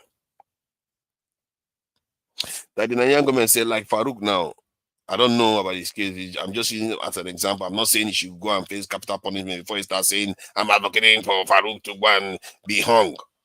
My point is, let's say he's found guilty, like incontrovertibly guilty of embezzling public funds, and he's tried and hung by March or May. That will send a strong signal. So that one too is important. And I know corruption is very important to Nigerians. Corruption, national cohesion, and national security. 3 areas that have been highlighted. I think there was one more that I'm missing actually. There's one more that I'm missing. Let me check the chat because Heart Valiant has been giving me some good pointers. Yaya Bello and his friend. Yaya Bello and his friend. That guy, I don't know how he got away with it. Nigeria is so full of, I don't know, man. I don't. They just keep getting away with all these things. How is that guy still free? The corrupt practices in that country. We have to be careful. I just hope this president knows what he's doing. The game he's playing right now, because I believe that Nigeria has a chance to actually ascend out of the mess we are in. But the way he's playing, he wants to do everything to please the West. I noticed that he canceled his trip to the G20 summit in South Africa because of the threat Trump made about national security or trying to bomb, genocide. But I get the feeling that it's because Trump didn't attend that meeting. That's why President Tinubu didn't attend. He wanted to prove to Trump that I'm on your side. That is what I think is going on. Because what other reason does he have not to go? The way he behaves, like even changing the national anthem to that was written by a white lady, That should tell you something. The guy's way of thinking, he wants to prove that he's on their side somehow and hopes that he gets something for it. The question is, what is he getting for it? I don't know whether he's getting anything for it. You know, if Pakistan want to do business with America, they get something big for it. If India want to do partnership with America, they get something big for it. What does Nigeria get from his partnerships with all these people? Is it the only thing they will get from them? Is it, don't kill us, please? Don't kill us today. Is that it? Is that all we are getting from them? Because I don't know what he has gotten so far from working with the French, from everything he has done. I don't see one thing. The French people have not come here to tell us that, you know what, we are going to give us some, we are going to hand over some of our very powerful jet fighters, and we are going to, come and train some of your military. Maybe we'll be working together on building a submarine for Nigeria. Nothing strategic. There's no sign of anything that we are getting. You know what they are doing now? They are helping Americans survey the country, surveying so-called terrorist hideouts and all the rest. But America is not giving us anything. They are not giving us anything. Zero. We are not getting anything for it. The only thing is they are surveying us. Do you think India would do something like that? Do you think China would even come close to doing it, or Russia, or even North Korea, Iran? Even the UK will find it hard to do anything like that. Even if they're allies, Israel will not allow that to happen, except in the Palestinian territories. Egypt will not allow that to happen. I don't understand. At least Egypt gets something. Egypt has, do you know Egypt has 218 F-16 jet fighters that they got from America? 218. Nigeria doesn't have one. We don't have one. Our leaders, so people should know, all these people that are supporting our leaders, if you are supporting them, how is it that Egypt, half of our population, and Egypt has not been friendly with the allies for some time? Sometimes they are friendly, sometimes they are not. But we, almost 99% of our history, we have been allied with the West. But yeah, they've not given us one F-16. Not one they've given us. But Egypt has 218. Not to mention other things they've given Egypt. They give Egypt way more money than they give to us. They give Egypt a lot of this in security assistance. You can argue that maybe because of the Suez Canal. But the Suez Canal is just a transportation hub. But Nigeria has a lot of influence, but Nigeria doesn't pull that influence at all. Nigeria can influence many African countries in any direction. If Nigeria moves towards the east, towards China, the rest of Africa is more likely to move. If Nigeria wills it, if we had the power, if we decide to make ourselves strong. Can you imagine if Nigeria had a 1 million man standing army today compared to other African countries that have many soldiers? They will be scared of Nigeria like crazy. If Nigeria says something, they will move in that direction. They will move straight. The moment Nigeria says one thing, they will go in that direction immediately. Well, Nigeria, we don't pull our weight, and we let everybody to bully us and tell us what to do. And our leaders don't ask anything of them. We just work with them and say, "Oh, please don't kill us today. Allow us to be in office so that we can just be do for a while. And after we do, the next guy come and be do too." What kind of country is that? That is so boring, and it's not a life. Your children cannot aspire to anything. All they can aspire to do is run overseas and work for foreigners. That's all our children aspire. If you ask many Nigerians, one of their highest dreams is to travel overseas, to go and work for foreigners. That is what our leaders have raised their people to be, to serve others, not to build their own nations. All these things is part of why we haven't made much of a headway on anything. We have not even renamed our country. We've not made a local language an official language. We've not we've not even written our own national anthem now, given what he has now done. Nigerians that even export music, we can't even create our own national anthem. All those things needs to be corrected. They need to be reversed. That what he did with the national anthem needs to be reversed. Reverse, and we create a new one. The damage he did with the currency, if possible, it should be reversed to a point whereby the naira should be somewhere at most 800 naira to a dollar. At most, it should be somewhere pegged at that price. You're going to find that the petrol prices will come down at the pumps, and people will feel a lot richer. And then, most importantly, our money will go further. Nigerians from inside Nigeria can be able to spend money and buy stuff overseas. How about Nigeria keep the lights on for the people before F-16s? You see, that is a point that a lot of people make, but it's a kind of chicken and egg thing. If you want to keep more lights on, you need more F-16s. Weak people don't get lights. But I get your point. Not every nation that is weak, militarily weak, don't have light. That is true. Like Ghana, you can say Ghana has light to an extent. Not everywhere in Ghana has light, by the way. Most people think there's the entire country. No, it's not. A lot of them still have power outages. But in Accra, most of Accra has power. But then again, Accra is not like Nigeria, where you say it's everywhere. But Nigeria is poorly powered.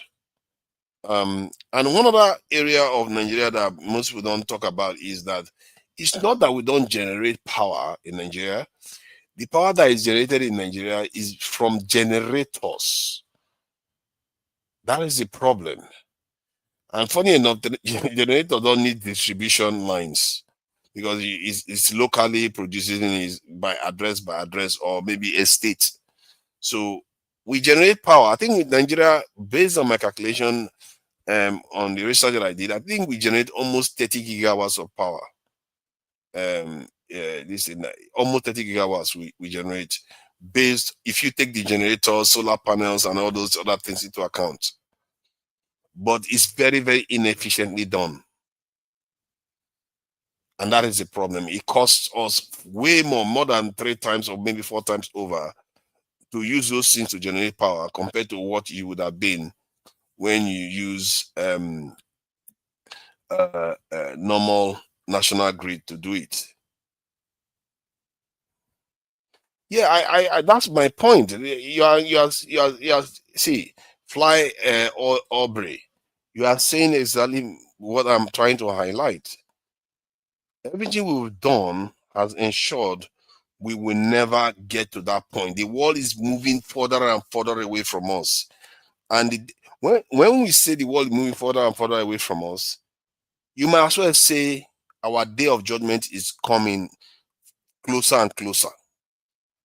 In other words, our people are facing a deadly threat as time goes on, if that carries on. Because weakness is punished in nature. It's not personal. It's just punished. If you keep remaining weak, you are inviting problem. You are the problem, not even the other side. We become the problem. Because you're inviting problem to come to you. And when they show up, there's no use of an antelope negotiating or pleading mercy with the lion. That's not going to happen. Nature will take its course. The lions have to feast. That is what is going to happen. And I'm sorry I have to be bearing this type of news to people that are probably preparing for, Christmas. But this is the negative one. The positive one is coming later in the day. This is the negative part. The positive part of talking about positive things that we could do, and the things that are already positive that has happened this year. We'll talk about those things too in Nigeria. because there are positives that have happened in Nigeria this year. It's not all negative.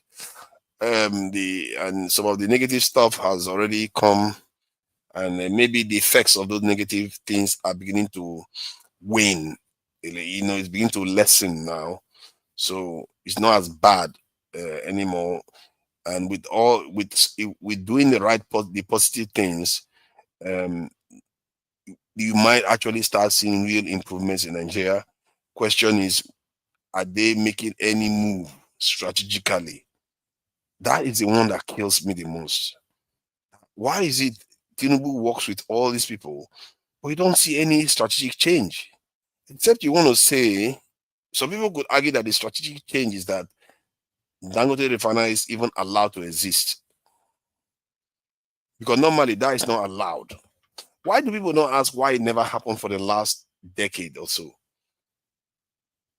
2 decades, no Dangote refinery. And now, to be fair, even in Nigerian refinery is still not working today.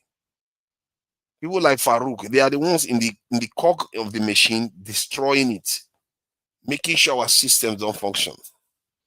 And for the life of me, I don't know how people like that sleep and enjoy their life.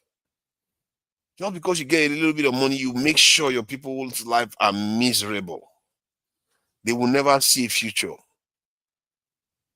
Those people are sickening, because what they are doing is not even good for their own people. It's not even good for their own children.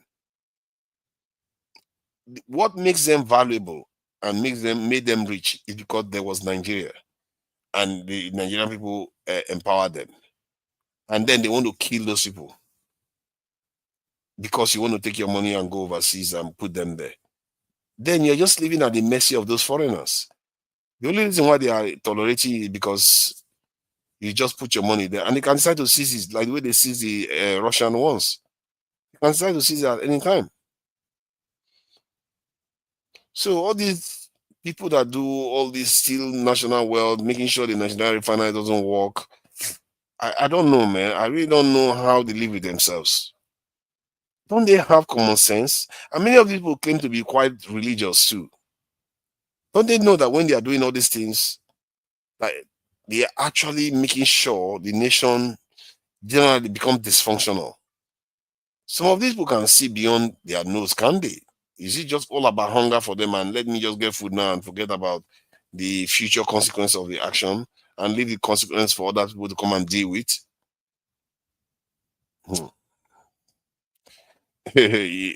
You don't read comments, do you? I do read comments. I do read comments, especially when I'm having a monologue like this for quite a while. I can't believe I've been talking for straight 2 hours. That is crazy. I've been talking for 2 hours. So I do read this in monologue, and that's comments. I mean, let me read the other one. It says Nigeria has the fourth largest oil reserves in the world. Is it the fourth largest oil reserve? I didn't know that. The economy and people should be served better, bro. See, to be served better is like saying, how do I even describe it that will make more sense? Um, it's like saying you found a child standing on a field of diamonds and gold, resources on the ground. And you have your own children, you have your own family to worry about. Would you care whether that child gets that gold or not? No, your job is you go there, you take the resources and you use it to make yourself rich and you help your own people. You know? So that's how it works. Even if we are rich, but we have not proven mature to control the wealth.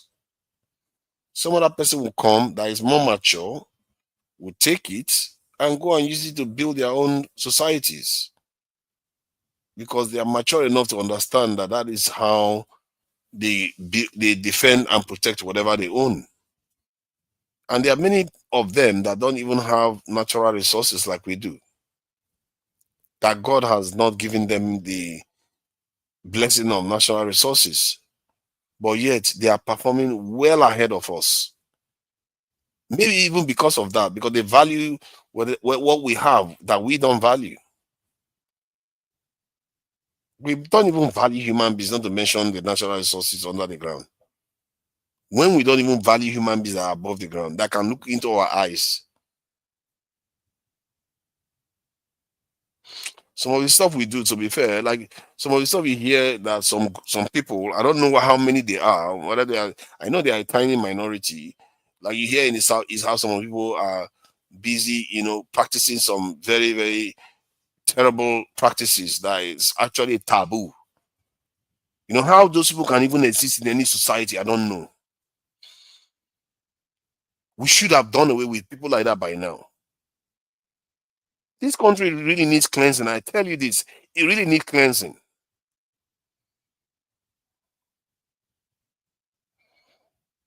And now I'm beginning to see what drives so many other leaders crazy. And they go crazy and do crazy things. Nigeria seriously needs cleansing. There are a lot of stupid, crazy people that are out there causing so much problems. Doing things that are so inhumane to their fellow human beings. Some of them are so visceral. That's why I became a little bit aggravated just now. But it's still the same. It's just like corrupt politicians doing what they are doing, not understanding that they are actually damaging their own future too. Look at that. They don't even have that money to steal. They've stolen so much in Nigeria that they don't even have enough money to steal anymore. Mumu people. If not because of Dangote, this December, people are not going to be smiling at all. Petrol price will be somewhere around 1,000 naira per liter by now. Petrol queues will still be there. The naira will be under pressure. I'm telling you, maybe even a massive upheaval would have happened in Nigeria.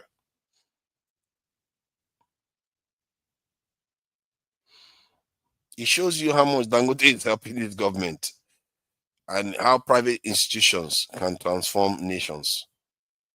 The truth is that most democratic countries around the world today, most Western nations, the basis of their wealth come from private industry. It's very interesting because capitalist nations are not associated with, how do I describe it even? They are not associated with a kind of multinational sort of monopolies. They are not associated with it. People always assume that in the West and most democratic nations in the West, that the way it works is that there's always competition. That's the assumption. That's the core of where it starts from. They assume there's competition. But it's not necessarily true. There's not always competition. Often it's a monopoly, dominance in one field or the other. You get, and they go on to build very powerful organizations that the nation that created those organizations emanated from gain a lot from it.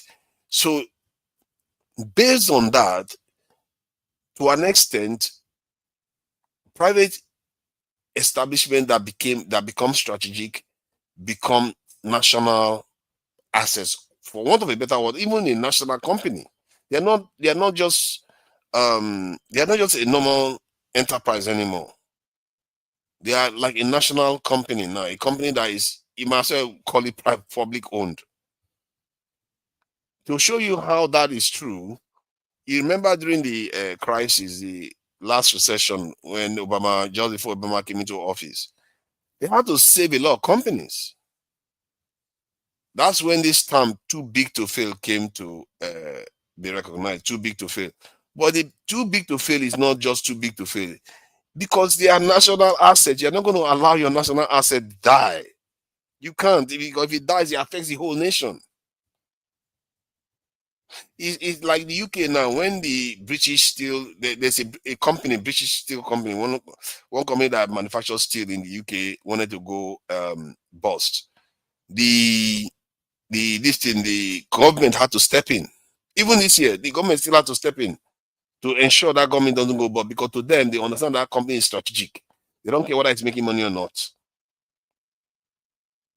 because they know someday they may need to manufacture their own steel when they cannot get it from China. They think, you see, this is the way they think. They think into the future. Even when they are losing money on that thing, they invest in it.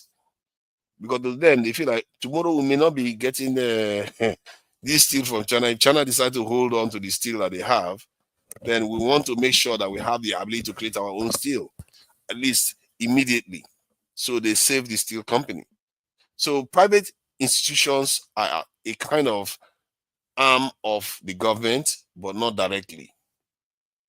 They support their nation. They affect the outcomes for their nation. This is what Dangote has proven.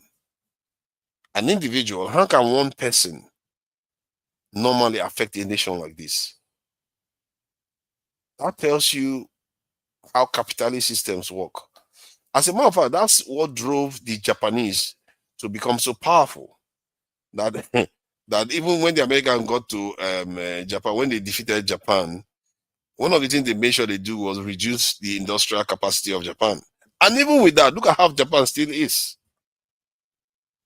They had to reduce it because that Japanese industrial capacity was so much that Japan was able to manufacture so much weapons and so much technology that was more advanced than the Chinese ones and maybe even the Western ones. The West had to come together to be able to defeat Japan. So it's just like that. You have to take yourself seriously in this life if you want to be taken seriously. We as a people, I don't think we have managed that. And I don't see any reason why anybody should even feel sorry for us. Zero reason why. Except I'm just saying being emotional and saying, you know what, they should support us because we are human beings like them and all the rest of it. They should, after all, we are not their enemy. Why can't they just help us? Yeah, you can say that, but that's all you can say. But don't expect it because nations don't behave like that. Nations are about their interests because they have their own people. They have their own children to worry about. They have their own elders to worry about. They have to do what they can to get as much resources for their own people. It's just for us to also figure out how to make sure we protect our own people. And right now, President Tinubu, I've not seen one thing he has demanded from the French. I really wish he could tell us one thing because all he keeps coming out to tell us is, oh, we've assured them that we are going to create national state police. You want to balkanize the country without even knowing it. You want to create state police. Oh, we helped to neutralize the coup plot in Benin Republic. We almost attacked Niger, and we ended up breaking ECOWAS into almost half of the landmass is gone. All these things you've done for the West, what have they given us? Cancel the trip to G20. What have you gotten for it? Instead, we were threatened with invasion, with bombing by Trump.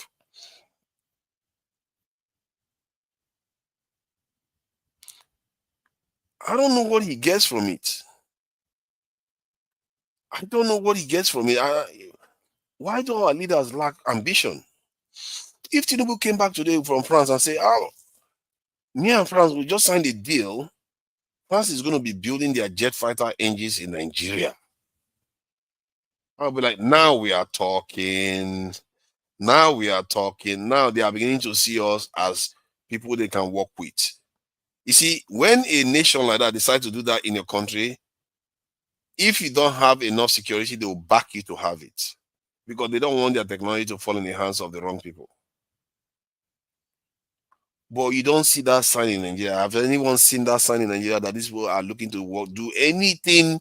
There are so many other things that they can do that is strategically important. There's nothing. Okay, Merry Christmas. I see you there. Olusinwa Williams West. Thank you for that. Merry Christmas. A lot of people are getting ready for enjoying their holidays. You know, up OPF official channel is giving us electricity. What's giving us electricity? I don't know what you mean by it's giving us electricity. We've not gotten much of an electricity from anybody. The only thing we get electricity from is generators and solar panels. It's funny because Nigeria don't even use wind turbines. I don't know where we have ever used wind turbines. I've never seen it before. Is it that we don't have air at all flowing through Nigeria? Is that it? I don't know. Maybe wind turbine doesn't produce enough power. That's why. Because the advantage of wind turbines are quite good when you think about it. Because they work at night, you see. Who would have thought so? They work at night. Not like this is solar panels that don't work at night. When the sun blinks a little bit, solar panels disappear. So wind has that advantage that they actually work at night. Let me encourage people to like, share, and subscribe, because I don't think a lot of people do this on these channels. We need to like, share, and subscribe to the channel so that people can be able to watch the videos and see the videos. And I have to be careful about playing videos now, because I have found, based on reports, that we are being flagged, that in terms of not being monetized, the videos are not being monetized, because some of these funny programs and that we play, they have music in the background and they tend to be flagged. Even when I checked it on YouTube, they still get flagged. So it's something we have to be confirmed. Are you not monetized? No, we are all monetized. Even on my own Tunanja channel is also monetized. However, in terms of Tunanja hasn't gotten a penny out of the platforms. However, on Dr. Damages, it's meant to be monetized, but because of some of these videos, the monetization comes off. So it means that even if you get a lot of views, you don't get paid for it. But the views are also quite important, because one can still, it means when you get monetized, you actually do get a lot of funds from it. But it will be good to try to avoid that issue, and I will try to be doing more to avoid that monetization issue. So that is that on that front. I think we've covered quite a lot of ground, and we've done 2 hours of live streaming already, so that the video is not very long. I will recap the key things that we need to do to reverse, to make 2026 December one of the best Decembers ever. And for the life of me, sometimes I feel like President Tinubu doesn't want to govern well. That's why he's focusing too much on politicians, jumping ship and joining APC. Because if you want to govern well, you don't even need to worry about manipulating politicians at all. The country will vote for you for free. You don't even have to convince them. You don't even have to run for. We don't even have to campaign that much. Your campaign is your performance. Maybe somebody should remind Tinubu of that. His campaign is his performance, but because he doesn't want to perform, that's why he wants to manipulate the political system. Nigerians are so easy to please. You just have to fulfill certain things and take off the head of anybody that doesn't want to perform. You tell them to go and do something, they don't want to do it. You really hold them accountable. Then watch the Nigerians vote for you. You'll be getting their votes without even you will not even campaign. They will just vote for you. But then again, who am I to tell the president what he can do and what he cannot do? Because they all have their own motives for whatever they are doing. But that said, so the recap is national security recruitment, national cohesion. You have to go after the people that are dividing the nation.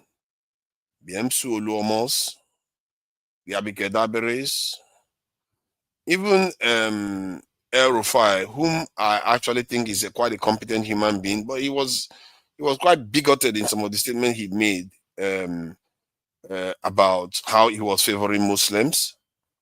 Any Nigerian that does these things, you have to hold them accountable and deal with the bandits without worrying about negotiating with them or any of that nonsense.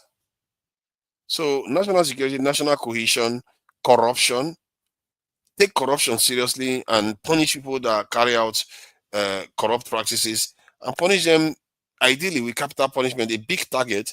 Find a big target, punish them with capital punishment, make them pay for it. Let's see who's going to come and cry for them. Those people that come and cry for them, they too should face the consequences. Because why should you mourn for people that steal the national wealth? So those are 3 to 4 critical things that if this government choose to do it, by the end of next year, Nigerians will do the rest. And that will be coming close to 2027, isn't it? The campaign period. He will not even need to do anything. If President Tinubu decides to recruit 200,000 next year into our national security, he creates 200,000 military positions, maybe another 50 to 100,000 in police and customs and the Secret Service. Because you can't go to 1 million in 1 year. You can't. Realistically, you don't have the the training facilities, and you don't have the resources to do that in 1 year. So you would take a few years to build up to 1 million. But if he starts with 200,000, he will not need to campaign at all in the election cycle. He's just going to win it, hands down. And if he did that, do you know how significant that move is? Most Nigerians will not even pick up on this. That move will be the first time in history since the colonization wars that got Nigeria to be colonized, that Nigeria has actually started taking its national security into its own hands. That will be the first time. I really hope people understand this. We've never had it. All this fake, ecomog, this thing. No. That is basically measuring height among dwarfs. We've never truly had it. If he does it, know that Nigeria for once has a chance. For once, there's a glimmer of hope that will emerge. That existential threat that Nigerians face and all black people face around the world will start lifting. And it wouldn't have lifted, make no mistake. It would have lifted, let me put it this way. Let's say there's 100% lift to go. It would have lifted just about 2 to 3%. I'm sorry to say that's how bad our situation is. I'm really telling this is how bad it is. We've really not, because what those people represent is just a sign that we are beginning to try to head in the right direction. That's just what makes it 3%. But it's nothing strategic. Anybody can still come here and look to wipe us out, and they may succeed. Because we don't have anything to defend ourselves. We barely even have bunkers. Even one natural disaster that hits Nigeria, a proper one natural disaster that hit Nigeria, you'll be surprised how many people are going to lose their life, because the country is hardly, the structures are not strong, the dredging is not there, the waterways are not properly managed, the healthcare system is just the casualties. Can you imagine if tsunami hits Nigeria today? We should not pray for anything like that. But then again, maybe something like that happens. For once, we'll take ourselves seriously. For once, we'll take ourselves seriously and say, you know what? Never again. We'll start building the levees, building, dredging, doing all the necessary things to make sure that never hits us again. That is how human beings behave. Human beings react according to the environment. Some people use the term stimuli of the environment. If something hits you, you learn to behave yourself. Sufferhead is not enough. How is sufferhead going to force everybody to act the same way? But if everybody, including the ones that are stealing, faced flooding, tomorrow they will think twice. They don't want to be flooded. They have to think straight now and get the problem sorted out, because they too are at risk. But the poverty is not hitting everybody. So the people that is not hitting, they don't care. If a foreign military tries to invade Nigeria today, many of those poor, rich people, their lives might even be at stake too. So tomorrow, when they fight and the country becomes weak, they will want to do better to make sure their neck is not on the line. Sometimes our people are human. Human beings are selfish. Let's face it. Every human being is selfish around the world. They have similar level of selfishness.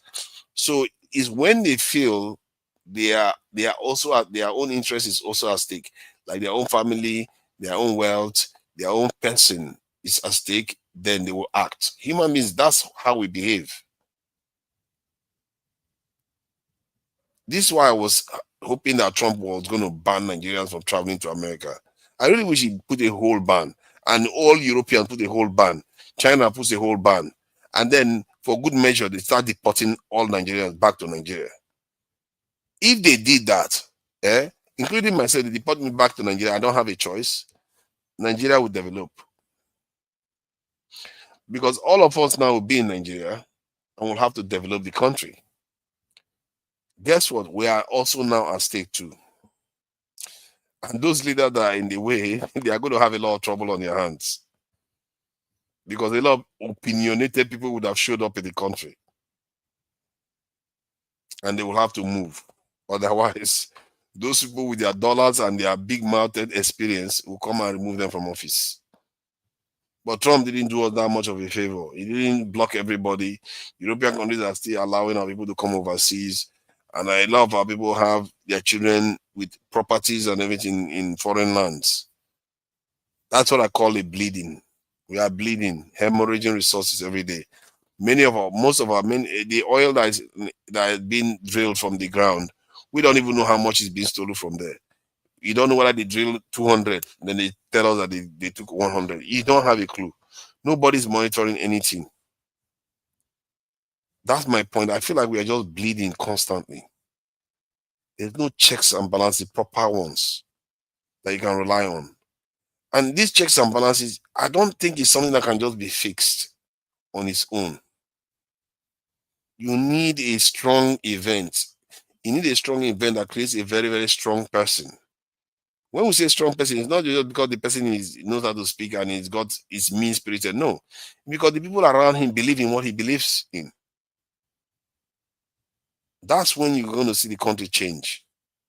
That's when you're going to see institutions that they build change. When they build something, anybody tries to defy that institution, they will make an example of that person. By the time they make an example of that person, the bigger the person is, the better. After they make an example of that person, nobody will break that rule anymore. And before you know it, you have a strong, that's what they call strong institution. It transferred from a strong man to a strong institution. That's how you build strong institutions. The idea that you just overnight just create more strong institutions, no, it doesn't work like that. Maybe it's not a bad thing Tinubu becomes a strong man. The question is he even for something good? If he lays a solid foundation, because you can argue that, some people argue that he has laid a solid foundation in Lagos, that's why Lagos is how it is today. Because he was a kind of strong man in Lagos, and he laid a solid foundation, and Lagos seems to be enjoying that foundation. Whether it was him or not, something is happening in Lagos that is helping Lagos sustain the trajectory of growth. But I think it's exaggerated in many parts, but there's still that sense that is moving in the right direction. So if you can do that in Nigeria and put something sustainable as a strong man, because if everybody is in your party, technically you should be able to do almost anything you want. And so far, what he has used that power for, I'm not very impressed. For one, he didn't create Dangote refinery. It wasn't Tinubu that did it. He didn't even remove the fuel subsidies. It was Buhari that passed the law to do that. So the key things that made a difference in this government, it wasn't him that did it. It wasn't President Tinubu. The only thing that he has done so far that we've not seen the results, so far, if anything, he's just handed our details to the French, is the tax reform bill. The student loans one is a good one. I think some students are going to gain from it, but it's not strategic. It's not pivotal. But it may have saved the universities from going on strike, which, again, make no mistake, you can also argue that it's an accomplishment from him. But it's not 4 years yet, so we don't know. After 4 years of him being in office and there's not one strike, you have to give him some credit for that.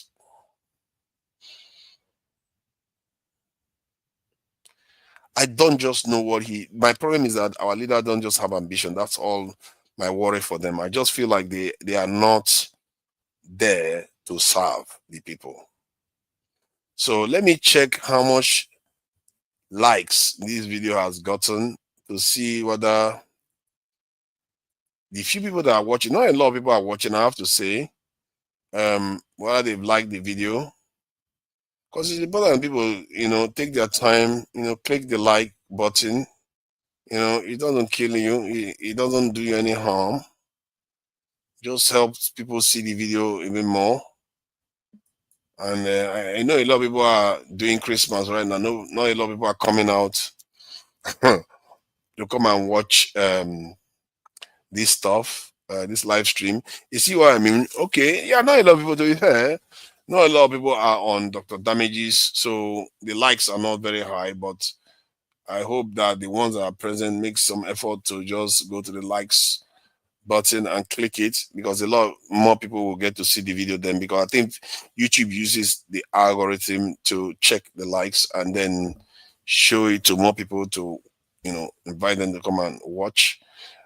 So the most, like I said, the most things that needs to be done, I've said it multiple times, so anybody that watches this video will probably pick up on it, that I've said it, that national security, cohesion, and corruption, if you want to deal with all this problem, deal with them properly. And if Tinubu deals with these things, he doesn't even have to campaign. I will just, don't bother campaigning, you win. I don't even think anybody will bother running against him. If Tinubu just does national security stuff alone, that recruits that many into the national security forces alone, watch Nigeria. Just watch what happens in the country. The country will start transforming, and Tinubu may even end up becoming one of the greatest presidents Nigeria has produced, because people value their safety. They may hate you when you are doing it, but they value their safety. Once they know they have that, many Nigerians will start returning home. I will. Even with the situation that it is right now, I want to return home too. So why would many not return home if they feel that they are safe? They will come for dirty December and stay for dirty January, dirty February, dirty March, dirty April. It's going to be all dirty months suddenly. Nobody wants to live again. So Lagos, a lot of people like Lagos. A lot of people that come from America to Lagos, they actually like it, because Lagos has this thing where it's crazy, but it still has a level of the African aspect of it that people enjoy, and the innocence. I have to say, Nigerians have this innocence about them, which I fear is a part of the problem, because I don't know how you can maintain such innocence and expect to survive. It's a tragic situation, isn't it? You can't be that innocent in this world. It's sad, but that is the nature of life. You have to wake up to the realities, except you can be able to master the art of being either looking innocent, but why not being innocent? If you can master that act, Nigeria can pull it off, because Nigerians, when you come to Nigeria, there's this innocent. People are very friendly, they welcome foreigners, they talk to people, and many of them, because of Lagos is by and large majority Yoruba people. They have this respect culture too that they have, that is quite welcoming to foreigners. Foreigners like to see that, especially black foreigners, black Americans, black Africans, anybody that comes to Lagos, they enjoy it for that. And I think that part of it is really, really good. But that said, if we don't do some of all these things we are talking about, all those gains can be reversed like that. Make no mistake, Nigeria has made some gains in the last 1 or 2 years. I would like to say that it has nothing to do with Tinubu at all, because it was all in the hands of Dangote. And what else again? And the subsidy removal that took place. The measurable progress this government has made is quite limited. It's really, really, really limited. So the gains have not fully flowed through yet. You can argue that the student loans one is coming through slowly, but it hasn't capitalized on graduates that gain from his student loans. And the Lagos Calabar Road is not even close to half done. The tax reform bill that he just passed is not close to actually, people actually making gains out of it. If anything, it's just going to bring more pain at first to people. So I don't know any of his real policies that has helped Nigeria. The only one you can say maybe opening the floodgate for Nigeria to go and buy food from overseas. And that is not necessarily a good thing, because if you are buying food from overseas, it means your local producers are suffering. And that is something that, and I think President Buhari made a lot of effort to support the local producers and protect them. But this government has done a lot of damage that will take a while to, if possible, if it's even possible to recover in time. Because, sorry, because the government did say that they are supplying machineries, like tractors, agricultural equipment to different regions so that they can increase output of agricultural products. So maybe it's a strategy that they are looking to use, whereby they open the floodgate for food to come in temporarily, then ramp up the agricultural production, then shut the gates. If they do that, maybe strategy might work. It's not impossible.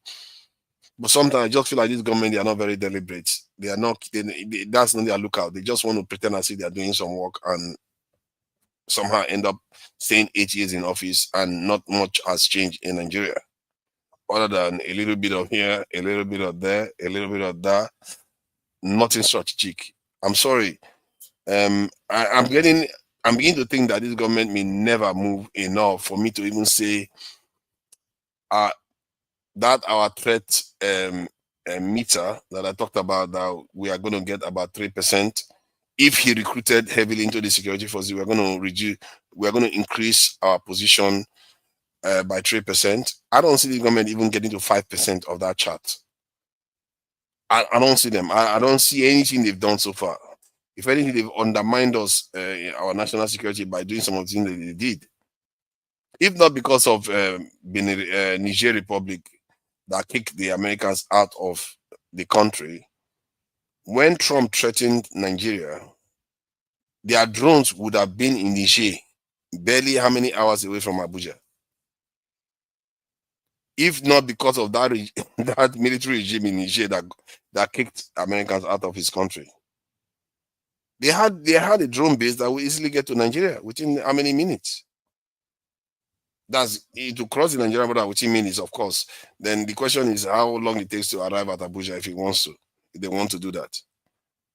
So I just don't see them doing anything that's going to transform things significantly. And right now, he's just talking about recruiting 50,000 into the police and 20,000 into the military. That is not serious move to make.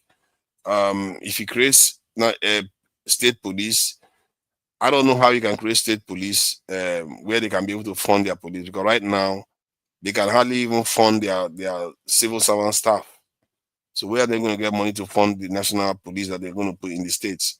So it's something that the federal government has to consider what they are doing. So we all have to see what they do. And I really think that these three measures, if they did them by next year, December, I'm telling you, many of the people that oppose this government on this channel, that oppose this government even in Nigeria and overseas, they will start changing their tone. And rightly so. If they do the right thing by the people, that makes the people safe, you can go out in Nigeria without feeling like you're going to be kidnapped. The Nigerian roads are safe. You can travel the roads without worrying about your security. Can you imagine that? Most people will not be using airlines anymore. And that's another thing we have to be careful about. Do these airlines have something to gain from the Nigerian roads being unsafe? It's something we have to worry about, because when you start creating an environment that encourages certain traits, like you know how people talk about how the people that manufacture generators don't want Nigeria to get electricity.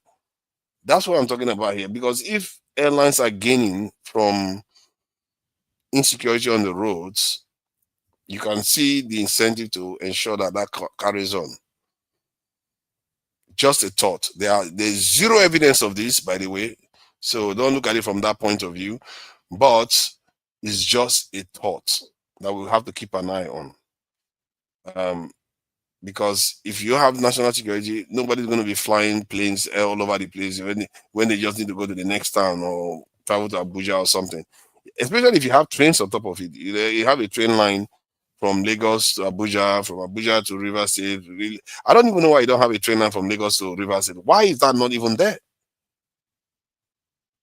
As a matter of fact, why did they not even build that as one of the paramount things that they are supposed to have done?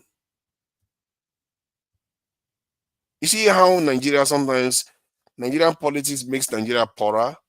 Rivers State and Lagos are supposed to be some kind of twin states, really, when you think about it, because they are riverine. There's a lot of wealth coming from those two areas. It crisscross them to Calabar, then from Calabar it goes to Cameroon and to other African countries. The more routes you have to transport goods, the more routes Nigeria has to sell its goods. Remember that train line that's coming through Nigeria. Nigeria is the most densely populated African country. So no matter what happens, that train line, as it's coming to Nigeria and going to other African countries, Nigeria is going to be the beneficiary. Because when it comes to Nigeria, Nigeria will put its goods there. Once we load our goods, it's going to have the largest numbers. And when it goes towards Cameroon and other countries, we are going to be selling our goods there. And if it goes to West Africa, we're going to be selling our goods there. It's a win-win. I don't even know why nobody planned it like that, where you have goods moving from from West Africa to all the way down south towards this in Congo and Southern Africa. You see, if Nigeria was doing these things, guess what? Nigeria will have an interest in Congo functioning, and they will have to do something about the nonsense going on there too. All this, the reason why we don't talk about all this is because the country is weak, and that's why you have to fix it. We don't even broach these subjects because it seems like it's out of our reach to do. No, we have the capacity, we have the potential to be able to do these things. It's not even that hard if you did just the basic right things for the country. You can make Nigeria exceedingly rich. Nigeria is one of those countries that has so much opportunity to be very, very rich, but we just keep squandering it all the time because this short-sighted, mind-blinding people that we have. So don't expect anything from Tinubu's government.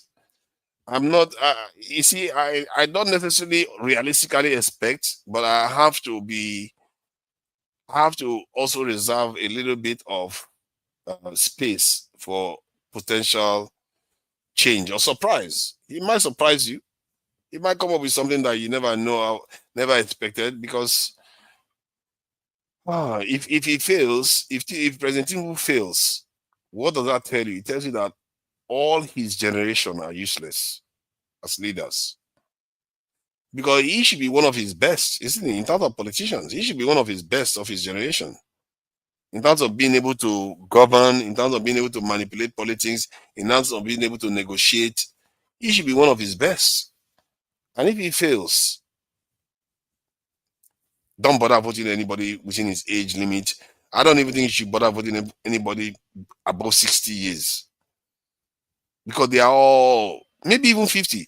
Because I prefer younger people, because younger people right now, I feel like they are willing to make mistakes.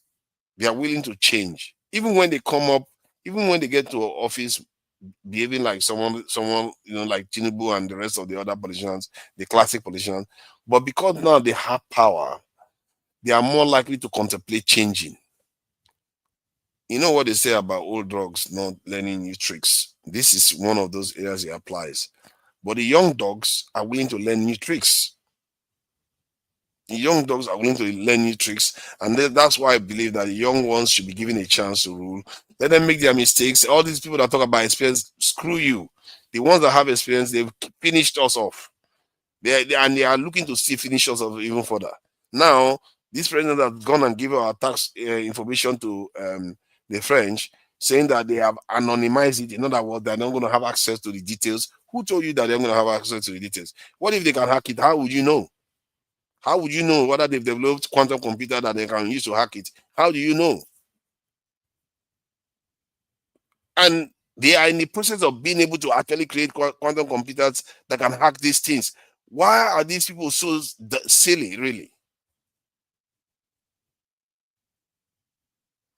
These people are creating quantum computers. Maybe they've already done it that can crack any kind of cipher, except the cipher is designed with quantum computing in mind to defy it. But I'm sure this system that President Tinubu's government is proposing has nothing like that. And then, of all the countries you can hand our tax information to, is the French. There is no Singapore. There's no Switzerland. There's no Vietnam. There's no smaller country. You went and gave our whole head to a tiger that can chew our head off.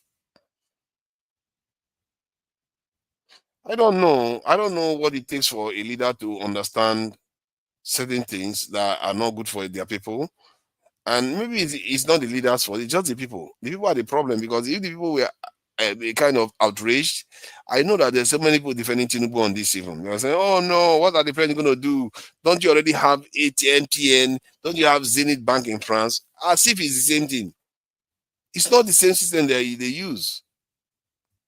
And Zenith Bank, not everybody's detail is in Zenith Bank. Not everybody has Zenith Bank. And besides, people that have Zenith Bank, if the president gives their details to France, they can opt out. They can go out of Zenith Bank and go to UBA, go to Access Bank, go to GT Bank. They can go to other banks. But tax issue, you can't escape it. It's a government information. You can't escape your tax data. And you go and hand it over to foreigners with AI being involved, with the risk of them having access to direct real-time information of Nigerians and their tax. Not only Nigerians, including foreigners that are in Nigeria, the tax that they pay, the multinationals, Chinese companies, American companies, all of them will be in the hands of the Americans through Nigeria. I mean, it will be in the hands of the French through Nigeria.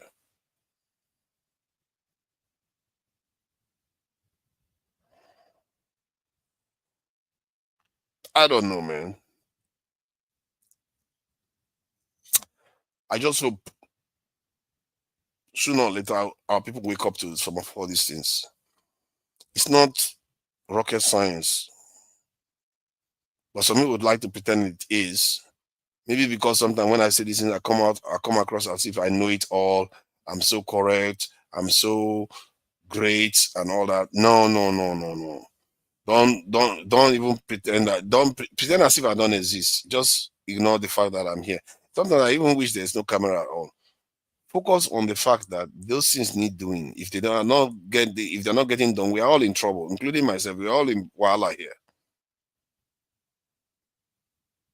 I will leave it at that for now, and I'll try to avoid playing a lot of sound or music, so that these people are not going to come and flash us and start telling us that they're not going to monetize the video.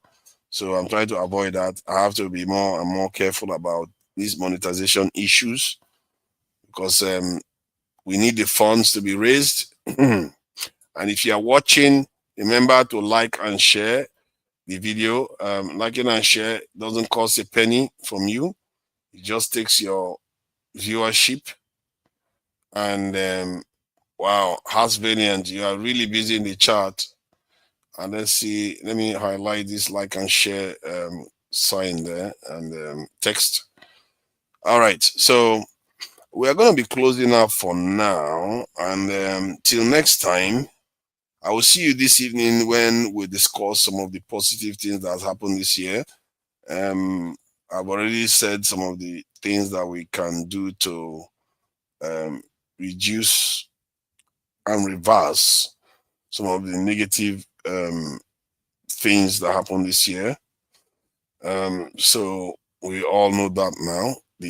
What needs to be known, the three things, to reiterate it: security, recruitment,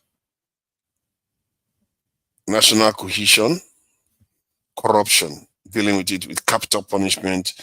Government officials that are found to be corrupt should face the capital punishment. If they do that, the end of 2026 will look very different from the one we have now. Thank you all for joining, and till this evening, I'll see you again. Bye. One night they go village with private jets. What's happening? Tell me what exactly is happening in Anambra State.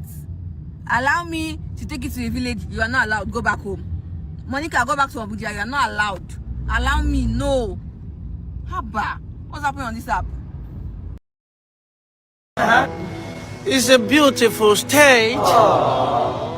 Ibiti, Otima G-phone where TFP Sadeshima calling.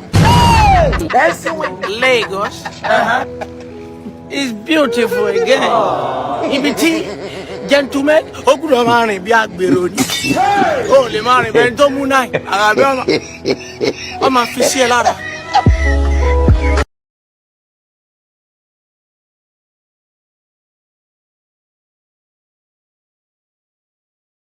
Between American police and Nigerian police. I don't want peace. American police. It's okay.